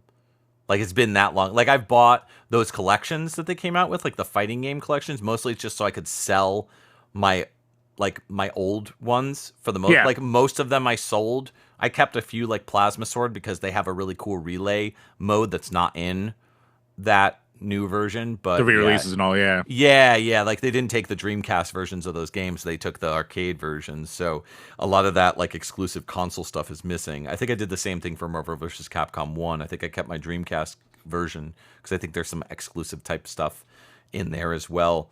But yeah, most of those games I was just like, why do I have this? Like I sold all my Darkstalkers games because it's like I now have every version of it. Why would I have all the Saturn versions? So Right. oh Here you well. go, collector. Someone else can enjoy putting this on a shelf and never touching it. That's great. Right, exactly. Or enjoying it and loving it, like it, hey, listen, more Mike, power Mike, to Mike, Mike, you. Mike, Mike, Mike, Mike, Mike, Mike. Come on. People don't play video We games. we know people spending that kind of money. They're not playing the games. Come No, on of now. course not. No, no, no. Yeah, but no, I mean I'm right there with like I have Street Fighter 5 and I kind of hated it. Mm, Marvel vs. Capcom Infinite was like free one time on Sony or Xbox, I forget yeah. which. And I played it and I was like, this what happened here? It's wrong. It just feels wrong. So, I bought it when it came out ooh. because I was just such a big MVS2 fan or MVSC2. And I don't know. I think Mortal Kombat 9 ruined fighters for me in the sense that Mm. like I'm a single player fighter in the sense that like I don't really play much online, but like I love the characters and the stories and all that stuff. And Yeah. Mortal Kombat 9, man, I spent so much time with that game. I love the story mode in it, like The all the crypt, all characters, the shit you can all unlock. that Yeah. shit. Like there's just so much stuff to unlock. You really get your money's worth with that game. And to play Marvel vs. Capcom 3 and be like, oh, cool, there's a couple pictures I can unlock or a couple palettes that I can unlock. Like clearly Capcom didn't get the memo on single players' needs for fighters because they're more focused on the tourney people. So, which is fine, whatever. Like if you're a tourney person, cool. But like me, I that's not what I get out of fighters. So like the last if I'm gonna buy a fighter, I need to know that it's gonna have a in-depth like story or single player mode. Soul Calibur is great about that. They always include like some kind of Oh like God, yeah. weapon masters mode or whatever. Like love me some Soul Calibur, but yeah, I think Marvel vs. Capcom 3 just kind of shit the bed, and then they like 9 months later released Ultimate Marvel vs. Capcom 3 and added a bunch of new characters. I was like, this is bullshit. Like I paid $60 or whatever for this game or 50 Same old bucks. Capcom. Yep. So I was just like, I'm done. So like, I think Tatsunoko was the last one that I bought just because I was like, looks sick. I need to support this. And every game since I have not bought because I will not buy another fighter until they make a new Darkstalkers. Yeah, I mean, yeah, I don't blame you there. And back to your point about expansions and shit. I don't. Hmm. I wait on all the new releases until I'm like Mortal Kombat. I know there's going to be like an ultimate version. I mean, I Yep. guess except for one because they kind of bombed. But Yeah, yeah. uh, yeah, like all these, like they eventually just have like a full complete version. It's like just fucking wait. Like Yeah. if you're not going to be a competitive player, like you don't need it that bad. Let's put it that way. I mean, unfortunately, a lot of those newer fighting games, especially Western ones, get tanked in terms of like reviews and just hype. Mostly because there's just a bunch of losers online complaining about, oh, the tits aren't big enough, So that's It's that's yeah. So I mean, yeah. like, I get it. I loved Mortal Kombat 9. They had some super hot ladies in it, but like at the same time, like I think But the 10 and 11 still were great. They were still great games. I Yeah. see. I didn't like 10 because I hated when they returned to the Deadly Alliance, like where you had to Hmm. change you had like two different fighting styles that you could Yeah. switch between. Hate that. Just like give me Mortal Kombat where it's like one fighting style. I don't need to switch between stuff. I don't know why I really disliked that, and it turned me off from 10. I did like 11, but I just didn't play much of it. I Mhm. started playing the story mode, and I bought it just because RoboCop's in it. But like, Right. I don't know. I didn't get one. Yeah, yeah. I mean, 10 was like also like their that's the one like the fighting game community likes the most. So it's like Mm, it's a different vibe than like what you or I would mostly enjoy right. either too. Exactly. Yeah. Yeah. Yeah. It's a lot faster, all the technical shit, blah blah blah blah blah blah Yeah. blah Yeah. whatever. I mean, if it's your thing, cool, enjoy. Oh, for But sure. but back to Castlevania. Yeah. So I mean, it's awesome to see a new one. It's great. I think both of Hmm. us couldn't be any happier. New one's coming out. Uh, Absolutely. it'll be a day one for both of our pages, basically, to at least play and talk about. Oh yeah. But of course, in life, we can't have anything good because there's always got to be some kind of bad news that comes after something good. And unfortunately, Shitaru Ida, what, a couple days after the announcement, he passed away. And Yeah. for those who don't know, he was a huge part of all the Igavanias. He was a designer and developer, worked on all these classics, worked on the original Hmm. Bloodstained, went with Hmm. him over to the new company, passed away after a fight with cancer. Cancer Hmm. is the fucking worst. It affects Yep. all of us in our lives. You actually had a great tribute video that you would put out to him. So I Thanks. Yeah. recommend everyone go out there and watch that. And very heartfelt, but it's just like, yeah, man, it's just like real life's just got to kick you in the ass, right? When you have a little bit of a high. Oh yeah. It's I when he posted maybe about 2 weeks or so, maybe, or sometime in January, I think he posted on Twitter saying like, I'm reaching the end, like I'm losing, I guess you could say the will to live or whatever, or maybe just like the strength to live, and not necessarily the will. And that was kind of like fans kind of bonded together years ago when we found out that he had cancer, with a hashtag STR, which stands for strength it's one of the stats in like a lot of the Igavanias, Hmm. STR for Shitaro. And so, it's it is a shame. I don't want to make it about me, because it is really all about him. I was fortunate enough to have an interview with him, and I guess he really appreciated the interview because, like, when he posted that things were not going well for him health wise, and that his time was approaching, he retweeted a bunch of stuff, and he went back to my original tweet Oh wow. about the interview and like retweeted it, and it got a bunch of new views because I was like out of nowhere I started getting notifications. I was like, what happened? And I saw that he retweeted it, and I was just like, oh, that's so nice of him. But I think that was his way of telling people, don't forget about my games, don't forget about, and that's even in his final message is like, I hope you enjoyed the work that I created. So it sucks, absolutely, like, fuck cancer. Um, but I'm glad that I was able to talk to him. We talked a bunch about Castlevania, about Bloodstained. I interviewed him. There were several questions that he did not answer that I didn't put up. As you expect, yeah. Yeah, like I'm such a stupid nerd about Castlevania that like I asked him about stuff that I knew he didn't have the answers for, but only because I knew that Iga was also reading these questions. He told me in advance, like Oh, no Iga's shit. go- Iga's going to be like watching over this and looking over it to answer.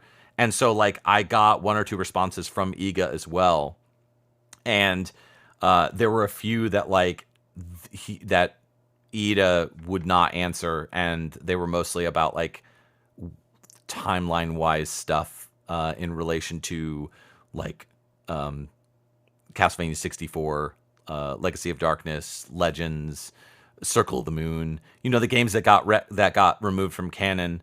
Hmm. So I even think I asked about Resurrection on Dreamcast, and I asked because there was a rumor going around, or maybe it wasn't a rumor. I can't remember where I read it, but apparently the bones of Resurrection's code were used in Curse of Darkness. And since he worked on Really? Curse of Darkness, I was like, is this true? And he was like, yo, I can't answer that. So, like, maybe it's true. I don't know. But he was just like, strike this from the That's a conversation. sly yes. That's what that is right Yeah. there. Well, who knows? That's me saying it. That is not Mike saying it. I'll throw Right. that Yeah. out there. Exactly. Yeah. Yeah. You put that out there. But Hmm. yeah, it's heartbreaking. It's such a shame.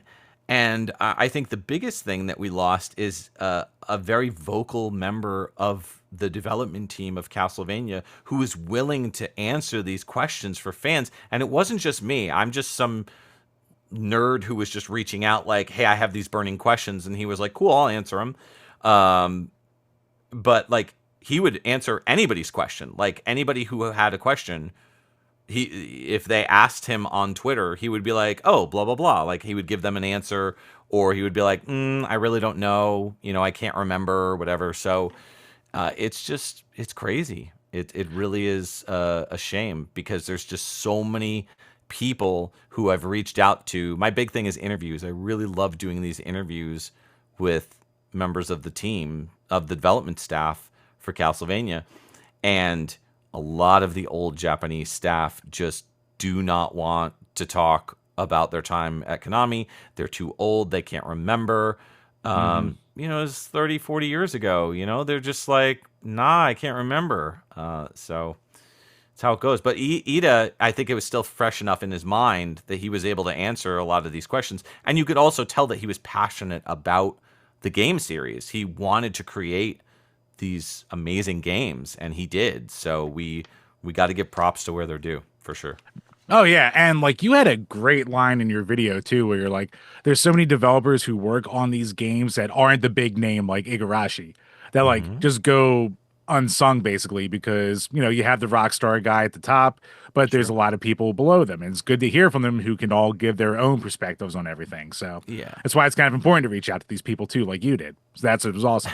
I if you look at my Facebook Messenger like list of all the people I've messaged outside of like friends or whatever, and Facebook Marketplace stuff, you'll see nonstop Japanese text to Japanese people because I literally just spend my time going on Moby Games and looking up Castlevania games and going into the developers list and being like, I don't think I messaged that guy yet. Let me message him.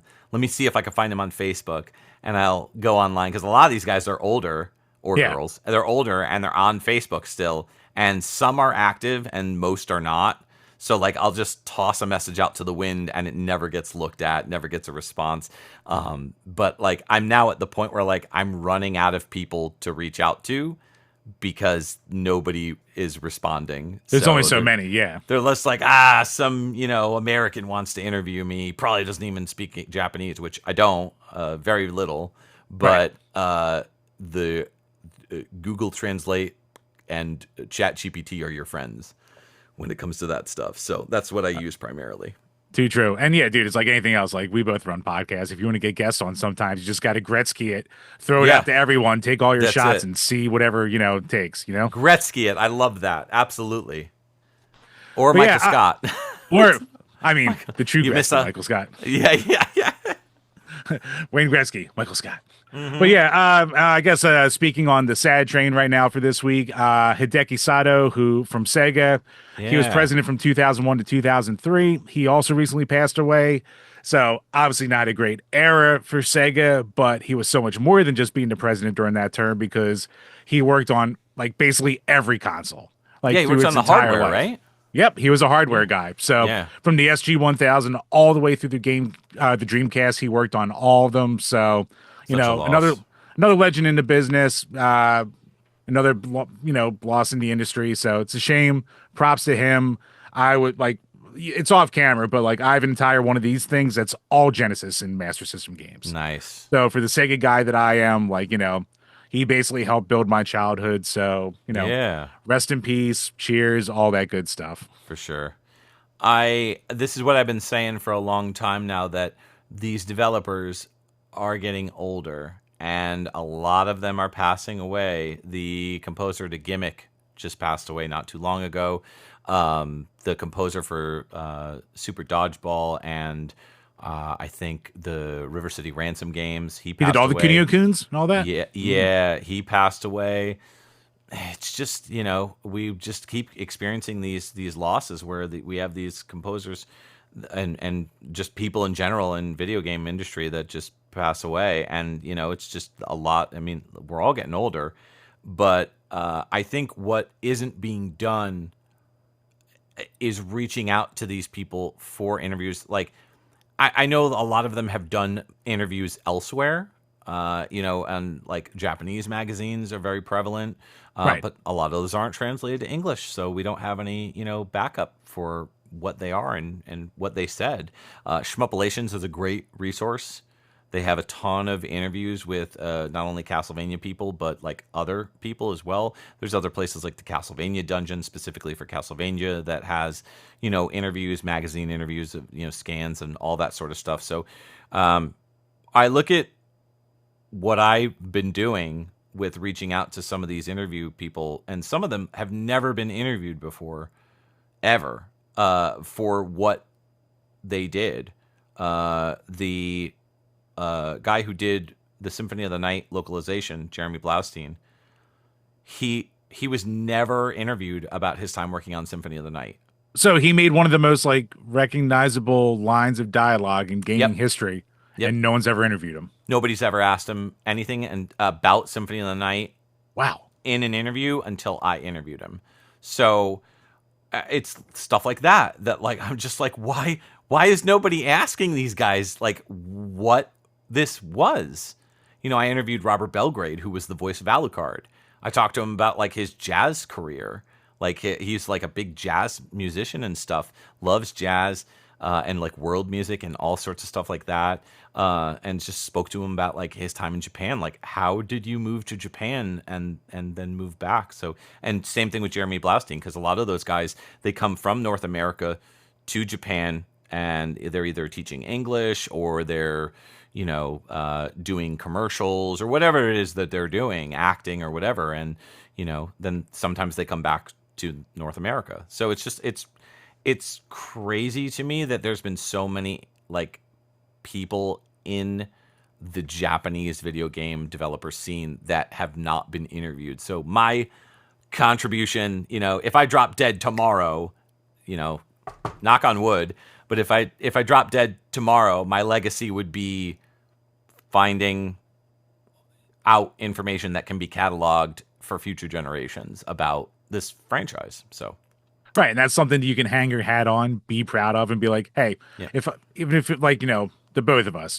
doing this for so long, sub Mm-hmm. 10,000 sub channels, that kind of deal. But it's Yep. like we have our little things. It's like, yeah, but I still did this. I still Yep. had this cool thing that I did, or added this little piece to history. If at the end of the day you can pat yourself on the back and be like, I made somebody's day, even once, I'm sure you've gotten these comments before, but like when you get the comments where it's like, I was having an absolute shit day and you totally turned it around for me, thank you, or stuff like that, or like, Yeah, in between the you're wrong, you're stupids. But besides that, sure, yes, they sure, do come sure, through. sure, Yeah. yeah.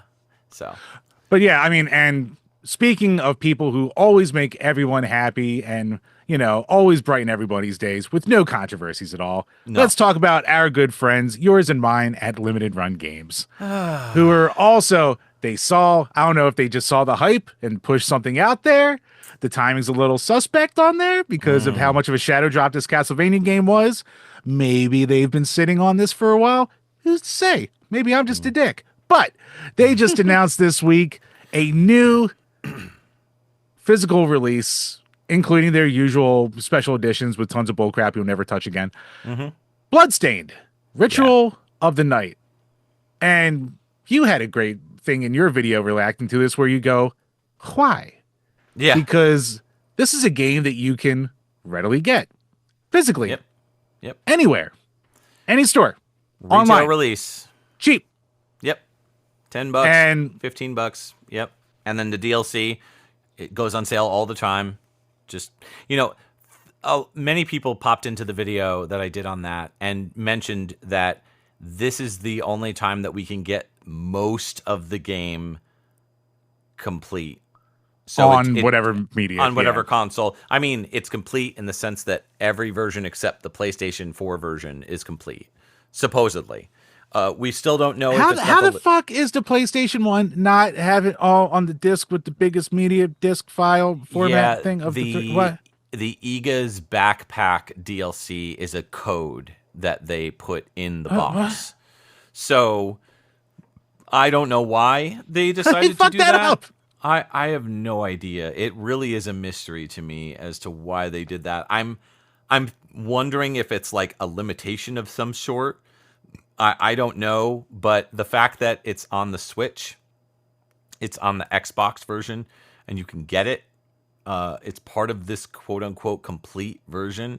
They have not mentioned anything about the Aurora DLC or Classic Mode 1 being on this, but those were free updates that got added into the game retroactively. They also haven't said if it's the latest build of each game, which is important for the Switch. Very important. Yeah, but here's the thing. A lot of people are listening to this and they're like, well, yeah, but like they're going to include that. But no, you can't necessarily say that because it's limited run and they screw everything up. So there's a good chance that the game will release and it'll be not the final version of whatever the game who knows. But the Switch version runs like ass. So, and I'm not a frame rate guy. Like I'm not like 120 frames per second. It's got to be that or else I'm not going to play it. Like I play 30 frames per second games. Like I used to think that when a game had slowdown, like in Super Castlevania 4, Super Ghouls and Ghosts on like Super Nintendo specifically, I would be like, oh, that's a cool special effect. Like it actually makes it beatable. So you try playing Gradius 3 without the slowdown, and then you're fucked. Yeah, right. So it's just funny to me that if you play those games, like I remember when I played Super Ghouls and Ghosts on the Saturn, it had the Capcom Generations collection or whatever, and it was just Ghouls and Ghosts games. And I remember playing Super Ghouls and Ghosts on it, and it's all the frame rate is fixed, and like.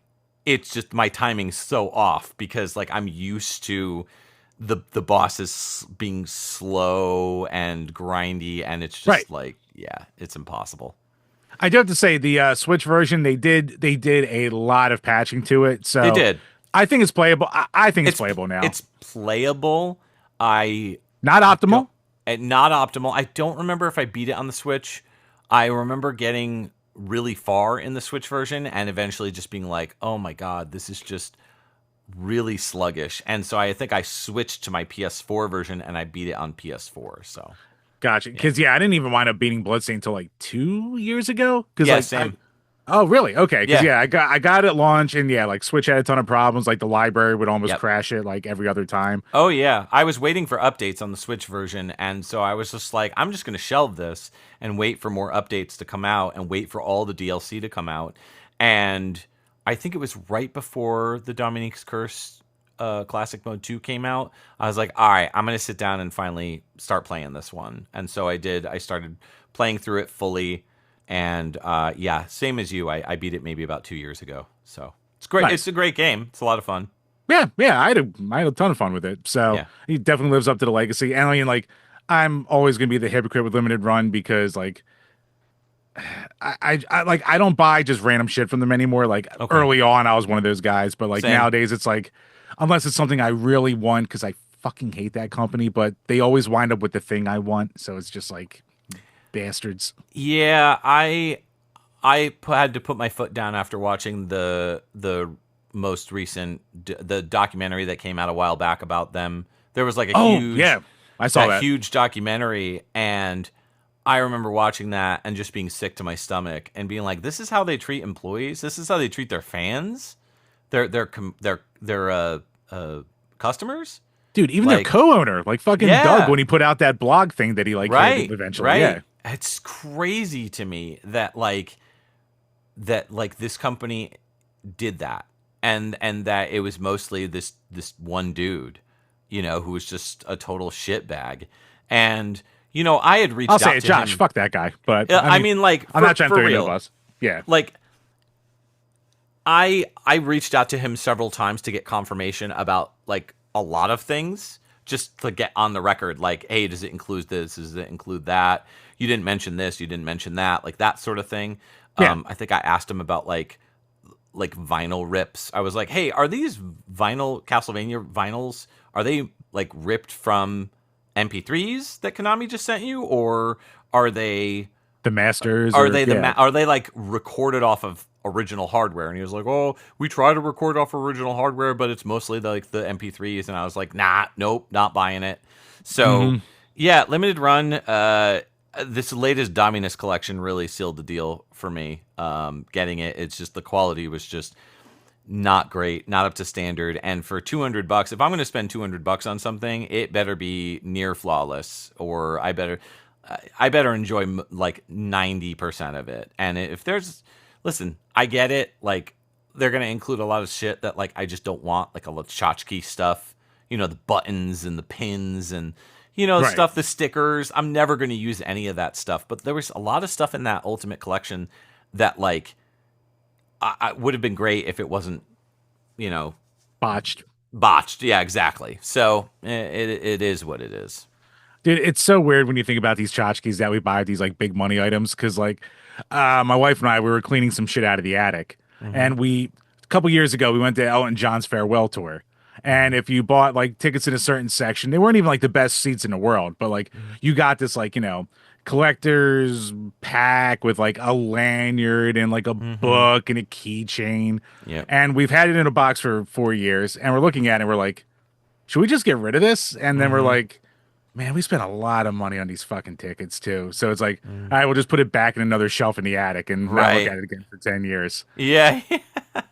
Yeah. It's one of those things where like I think I'm getting to that age where one, I'm out of room in my collection physically. So Yep. I've been selling off a lot of stuff too, just to like make room to fit, like more obscure stuff into my collection, or redundant stuff like, why do I own all these Capcom fighters when there's collections out? Gone. So that's been helpful, but I also am kind of like, why am I buying all these like limited run, collector's sets with all these various tchotchkes that I don't even like? There's some that I loved, like the Blaster Master collections for the Blaster Master Zero games. Hmm. I loved the crap out of those. They're so good. Like limited run really knocked it out of the park for those for me. Like they had those pewter tanks, like hard, heavy pewter. Oh, Uh, really? yeah, like each one came with like these pewter tanks, like for Oh, that's cool. like the Sophia tanks or whatever. Um, and full, soundtracks and all this other stuff. But like, it just feels like limited runs started off. The quality wasn't great with a lot of their collector's sets. Like I remember the East Origin box set. It was like kind of Yeah. weak, and it came in like this PC cardboard, kind of old school layout. But as they started getting bigger and better, the more collections that started coming out were like really detailed and actually really high quality. And then somewhere along the line, they were just like, fuck it. Like, Who cares what Shadow and Sonic look like in that little statue or whatever? Have you seen Don't that? worry. The best part is it's never coming out because the people are Right, still right. waiting on it. But Yeah, yeah, and, no, I did see that. Like there was like, well, they kind of how did they fuck that up? Yeah, yeah. Like there's just some stuff that like all PC these. players, PC players love Amazon quality flash drives Mhm. that cost. They can get 4,000 up for $5, and you put your game on there. It'll Right. never fail. It's great. Oh yeah. So, and you know, to kind of piggyback off of all this, my heart goes out to all of the bloodstained PC backers from the Kickstarter because I was a Kickstarter backer, but I did PS4 because I had a PS4 at the time, Hmm. and I got my game physically when it dropped, and I've been holding on to it, and then I eventually played through it. But like the PC backers still don't have their copies. Like they just put out like 2 months ago or something an email to the backers to be like, oh, make sure your address is good because we're going to be sending it out soon. But like this is such a kick in the teeth for them. Like not only did the game Dude, get when you said that, released, my jaw dropped. I was like, wait, that never fucking released? Like, I had no nope, idea. they're still waiting on that physical print. And but here's the thing about the physical print of that game on PC, it's going to have everything. So it's going to be fully the complete, real complete version of the game, not this most recent like fake complete version. Well, at least on the PS4 is fake, but the others like arguably are complete. So Look, it's fine. It'll be complete on your CDR that's barely pressed with like a little stick-on sticker for the right, label. So it'll be right. great. It's And fine. another bone to pick I have with limited run is they never released that Rondo of Blood PC Engine release that they were supposed to come out with. Oh, holy crap. I forgot about that. They never came out with it. And I don't know if it was like some weird deal because Sony jumped in and was like, "Hey, we're putting out Requiem, Hmm. which has Rondo on it," but like, yeah, they never released Rondo on PC Engine. They were supposed to re-release it, which who knows? They'd probably do the same thing where they'd put it on like a CDR, Yeah. Well, I That's mean, the whole as reason. they tend to do.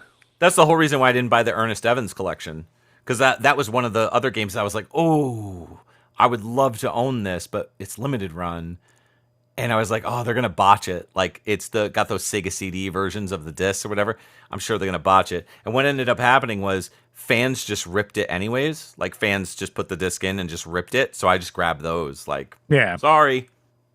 Sorry. Mine now. I mean, it's not like it hasn't been out there in ROM form anyway forever. I So, had the Japanese version of Annette Futabi, and now I have the English version of it. So sorry. yep. So, yeah, I mean, yeah. So, typical limited run. They just hopped on a trend. I'm sure they had this in their pocket for a while. They announced it. It's coming out. Don't buy it. Just buy the fucking original one. Just buy any of the I, Kickstarter versions you can get anywhere. I think there is some merit to it if you don't own a copy and you're not desperate to get a copy anytime soon, and you're willing to wait the 6 months to a year and a half to get the bloodstained, on almost complete edition or complete edition, depending on which version you get. So if you're like a physical collector and you're really a massive bloodstained fan, I could totally sympathize and I understand why you would want to buy it. But for those of us, old schoolers who have had the game, had all the DLC, bought it, I bought a second copy when it came out just so I could get the steelbook, I like Best Buy or whatever. So for those of us who have had it forever, this is pointless. Totally Right. pointless. Exactly. And it's like, yeah, again, like you said, who's this for at this point? Anyone who It's wanted this game has it. There's it's for been, collectors, it's for resellers, and it's for people who have been waiting for a complete edition. That's really what it is. yeah, basically. Mm-hmm. I guess for a lot of people, the game came out and they've had it for a long time and they've enjoyed it. What about a game that's come out and we're 2 months into its release and it's probably going away by all accounts? Mm. And that game is High Guard, the game that closed out this past year's Game Awards, all the hype in the world. And from a now deleted tweet, so I saw it from Master TDS. That guy's kind of a douchebag. So, Mm. I don't sign off on that guy, but that's where I saw that Josh Sobel, the developer, closed his account. but he had a lot of flack on Twitter or X, the everything app, where he put out this fucking long-winded essay, basically blaming gamers and everyone but himself for Highguard's failures. So, a couple quick things because I'm not going to read the entire thing. Now, luckily for me, I went, this looks like a tweet that's going to get deleted soon. So I just started screenshotting, and lo and behold, he just nuked his entire account. So he went full scorched earth on here. But here's a couple choice excerpts. So he went, apologies for the length. Been waiting to say a lot for a while. The day leading up to the Game Awards was amongst the most exciting in my life. After 2.5 years of passionately working on High Guard, we were ready to reveal it to the world. Everyone I knew who had any connection to the team or the project had the same sentiments. This is lightning in a bottle. I trust the team wholeheartedly. If there's one project nobody in the industry is worried to fail, it's yours. Blah, blah, blah. So, the internal pre-reveal feedback, even from unbiased sources, sure, was quite positive, and whereas negative, it was constructive. But when the trailer came out, it was all downhill. Content creators love to point out biased folks who give positive previews for being blown out for an event, but ignore the fact that when the negative leaning content gets 10 times the engagement, it's just as much of an incentive to lean into a disingenuous direction, whether consciously or not. Because no one can look at a preview and go, oh, this looks bad. It's got to be for the clicks. The hate started immediately. In addition to dogpiling on the trailer, I personally came under fire due to my naivety on Twitter, which almost all my now former coworkers had learned to avoid during their previous game launches. There's much constructive criticism that can be and has been said about Highguard's trailer, marketing, and launch, but I don't think it's my place to commentate on that. I also think there's know whether the launch would have fared better or worse without the massive spotlight that was thrown onto us in response to the Game Awards' trailer placement. So we were turned into a joke from minute one, largely due to the false assumption about $1 million ad placement, which even prominent journalists soon began to state as fact. So within minutes, it was decided this game was dead on arrival. Every one of our videos got downvoted to hell. Comment sections were flooded with copy-paste meme phrases such as Conquer 2 and Titanfall 3 died for this. We had over 14,000 review bombs on Metacritic when they got released, and discussions about High Guard, Conquered, 2XKO, and such. It's often pointed out by gamers that devs like to blame gamers for their failures, and that's silly, as if gamers have no power, but they do, a lot of it. And I'm not saying our failure is purely for the fault of the gamer culture and the game would have thrived without it, but it absolutely played a role. And then he goes into talking about Wild Knight's former devs would now be forced to assimilate back to the actual corporate industry.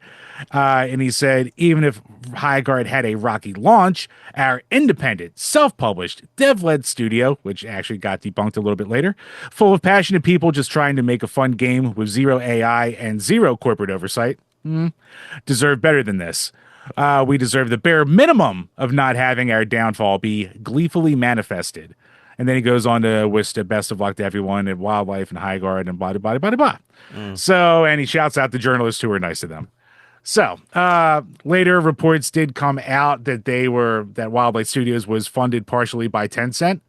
So, who knows who don't know Tencent, Chinese government's, whole arm of entertainment and kind of taking over the entertainment world there. So, while they didn't directly fund everything for the game, they definitely did a lot of backing and pushing for it. And then Tencent has its own controversies with the Game Awards, blah, blah, blah, blah, blah, and Jeff Keighley there.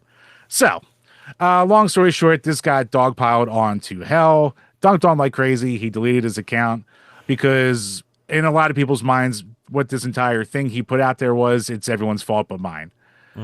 And I don't think that's fully the case, but it's like, look, if a game's good, it'll go past all the bullshit.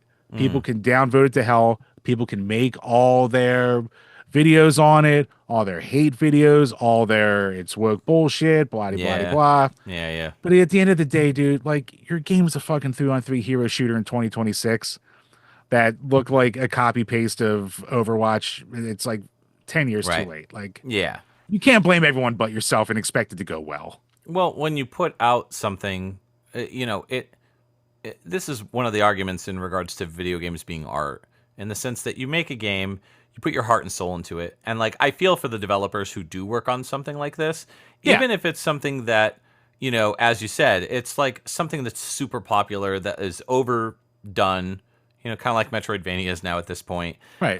But you put out something that you really care about and that you love and that you want to share with the world. It's an artistic expression, and you put it out and it gets dunked on, or people hate it, or whatever the case may be. They call it woke or whatever bullshit they call it. Mhm. At that point, it's like,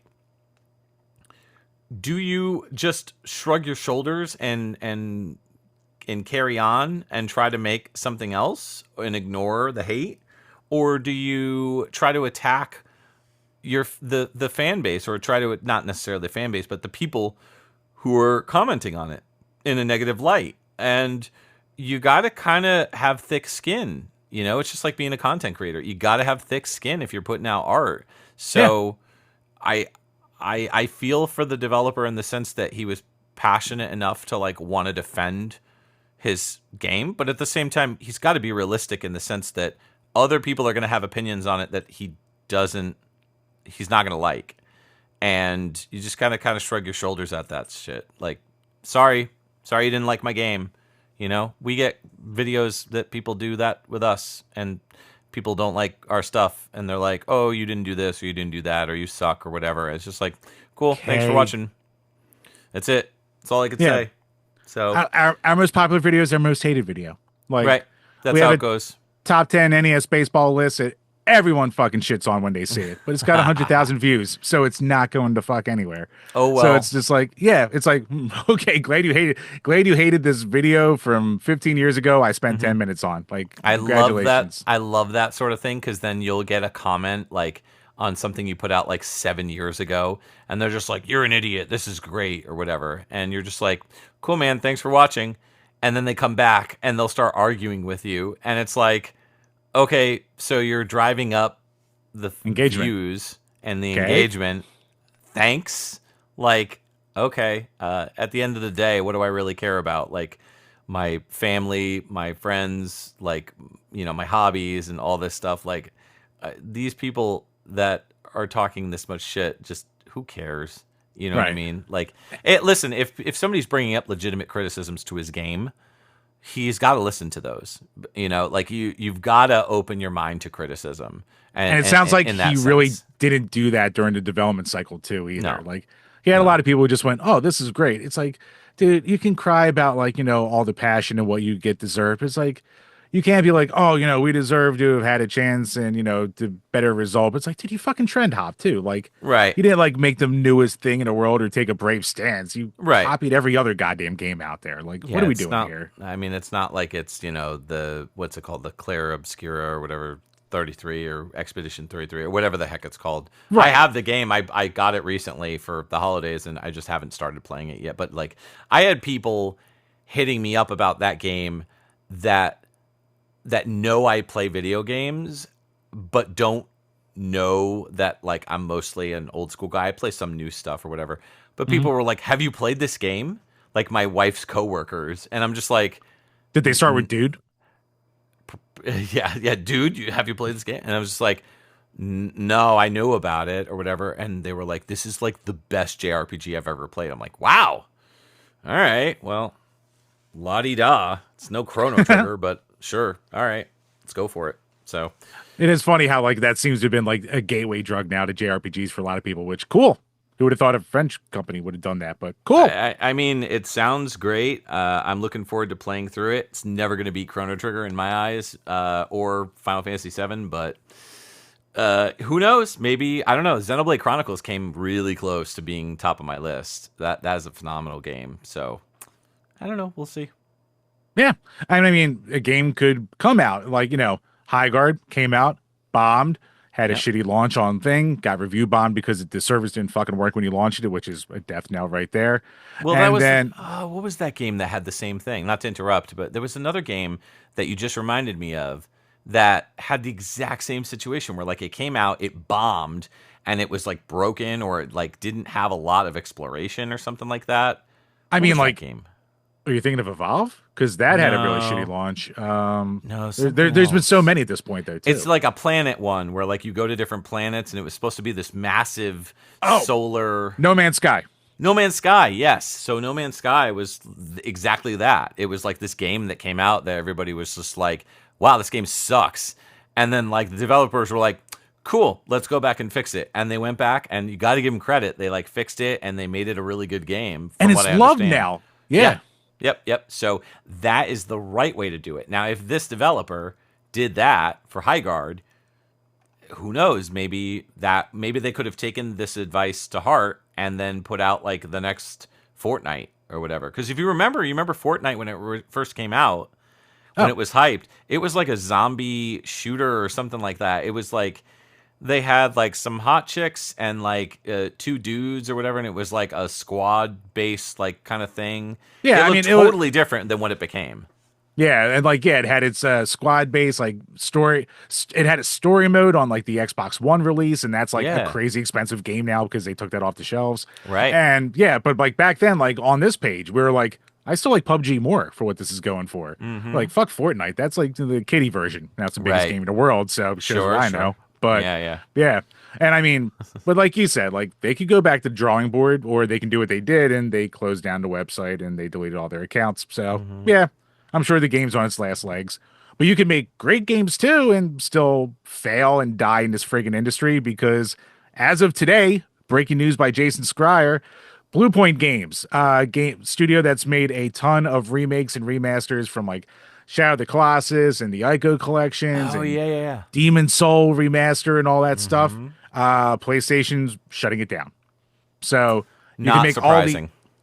it's yeah, when I looked into it more, it was not surprising. Like when I heard these games, I was like, well, how did these guys get shut down? And then it's like, oh, they haven't released a game in 5 years. And I mean, you're making great remasters, but it's not like those are going to be gigantic sellers either, no matter how much they're applauded.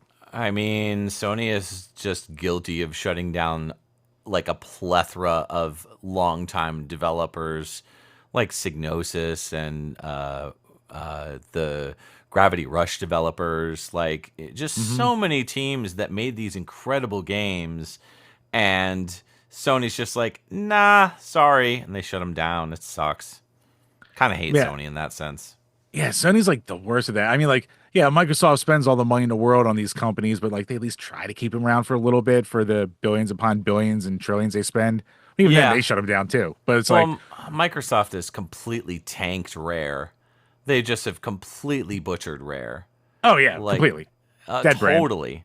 I mean, just look What, you mean Grounded? Grounded didn't save them? Sea of Thieves? What? Come on. yeah, I mean, so Sea of Thieves is apparently a really good game. I know many people who play Sea of Thieves still to this day, and they love it. Killer Hmm. Instinct was great. That was an awesome like revisit to like a classic franchise. But like other than that, and the Rare Replay collection, like they have done absolutely nothing good with any of their old school properties. Perfect Yeah. Dark got canceled after sitting in, delay after delay and had It so was many woke, problems. Mike. It was never going to sell anyway. Oh man, Joanna's chin was slightly It was just, rounded it or was too chiseled. Too yeah. chiseled. Oh my god, so I had to dumb. make 12 videos in a row on that, obviously. I thought she looked good for But what it it's was fine. worth. Yeah. Yeah. And like this is coming from a massive Perfect Dark OG fan. Like I Hmm. have an entire wall of Perfect Dark merch, like one of my favorite probably my favorite first person shooter of all time. Yeah, I spent So, summers playing it with my friends. Yeah. yeah, it's awesome. So good. So like I was hyped for the game. That would have made me buy a new Xbox. Truth be told, like that is the one game. Like I have an Xbox One. I have no desire to buy anything Microsoft related anymore until they like revitalize Rare. Because all I really give a shit about for exclusives with Microsoft is Rare. That's it. And like they've been putting the games out on like Nintendo's systems and stuff. So it's They like come out everywhere anyway. Yeah. right. So it's like, what do I care? Who cares? Or I'll just go No, play the originals. yeah, they're just going to make all their licensing fees. Like they're Yeah. fucking done. They know They're they're done. so done. They tanked Battletoads. That's the one game that I will say that like if I had a single game that I was like the woke guy about, like, to use that term, the fact that they tanked. You can't do that to the Dark Queen. Come on. Listen, here's the thing, and I wanted to make a video about this forever, but I just never did because like I was really trying to focus more on Castlevania and less on like the random stuff. But I wanted to put out a video about it because to me, and this is like a very like dumb like looking too deep into it sort of thing. Hmm. But Dark Queen is beautiful on the outside but ugly on the inside, and the Battletoads are beautiful on the inside but ugly on the outside. And to me, that's the poetic nature of Battletoads. If there was a poetic nature on Battletoads, that would be it. So Right.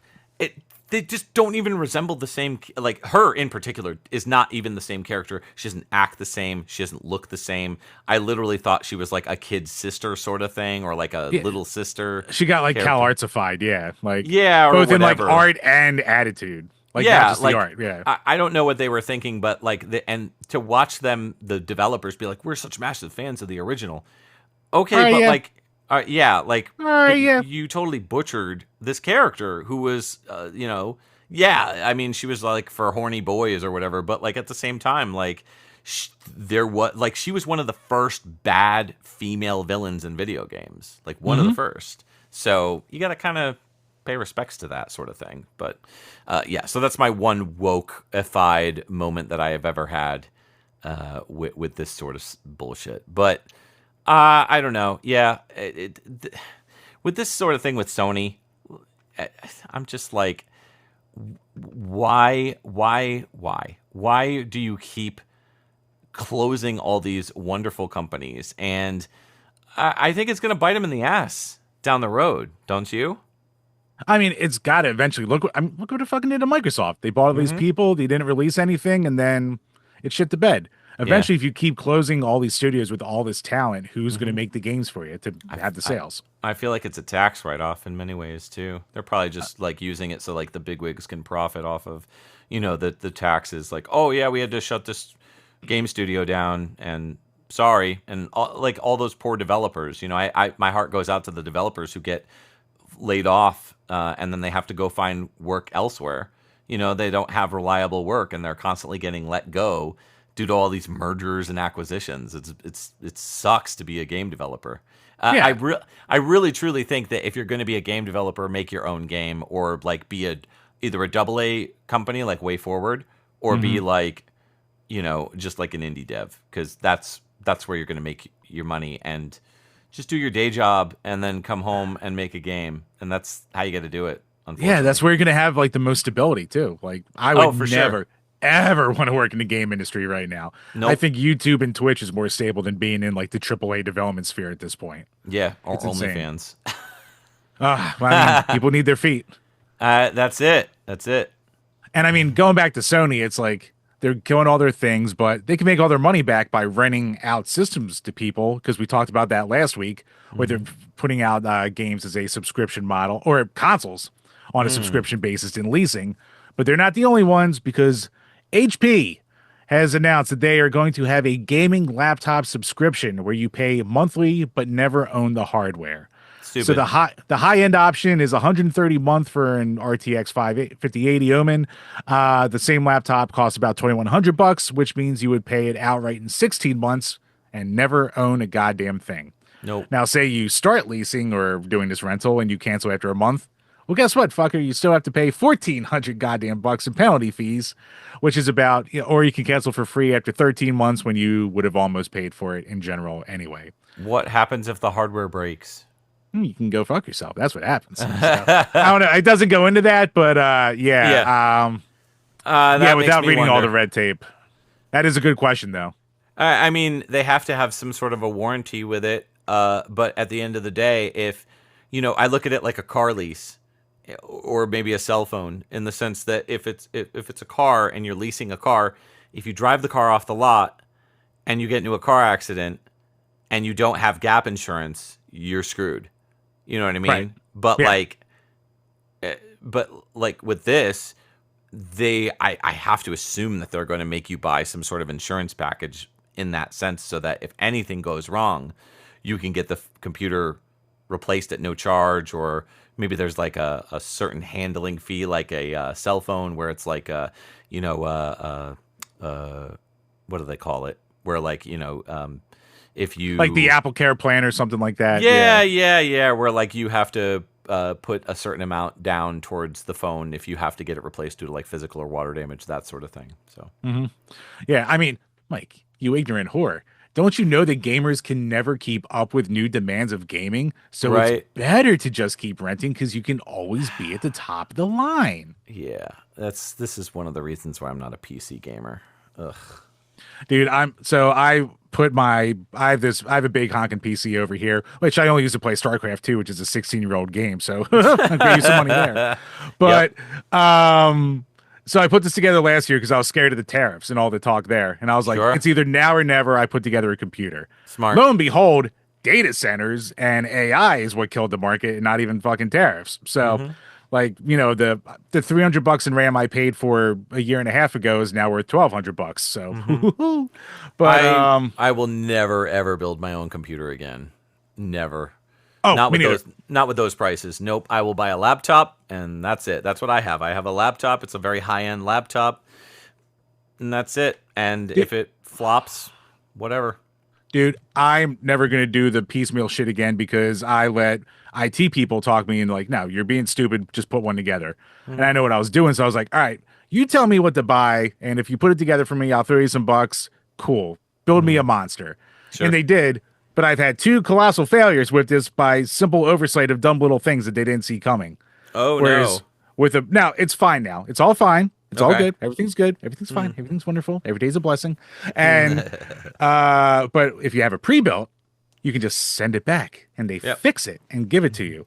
Yep. So I don't care if I have to pay a little more for a pre-built, which might not technically be bad, but unless you're a hobbyist, never put one together yourself. I will be forever that computer noob who will just like listen. I know quite a bit about computers, but I am not going to sit there and try to figure out how to fix something if it goes beyond me googling. If I need to do a deep dive into fixing something and I got to start taking apart the whole thing and start soldering and nope, no thanks, not for me.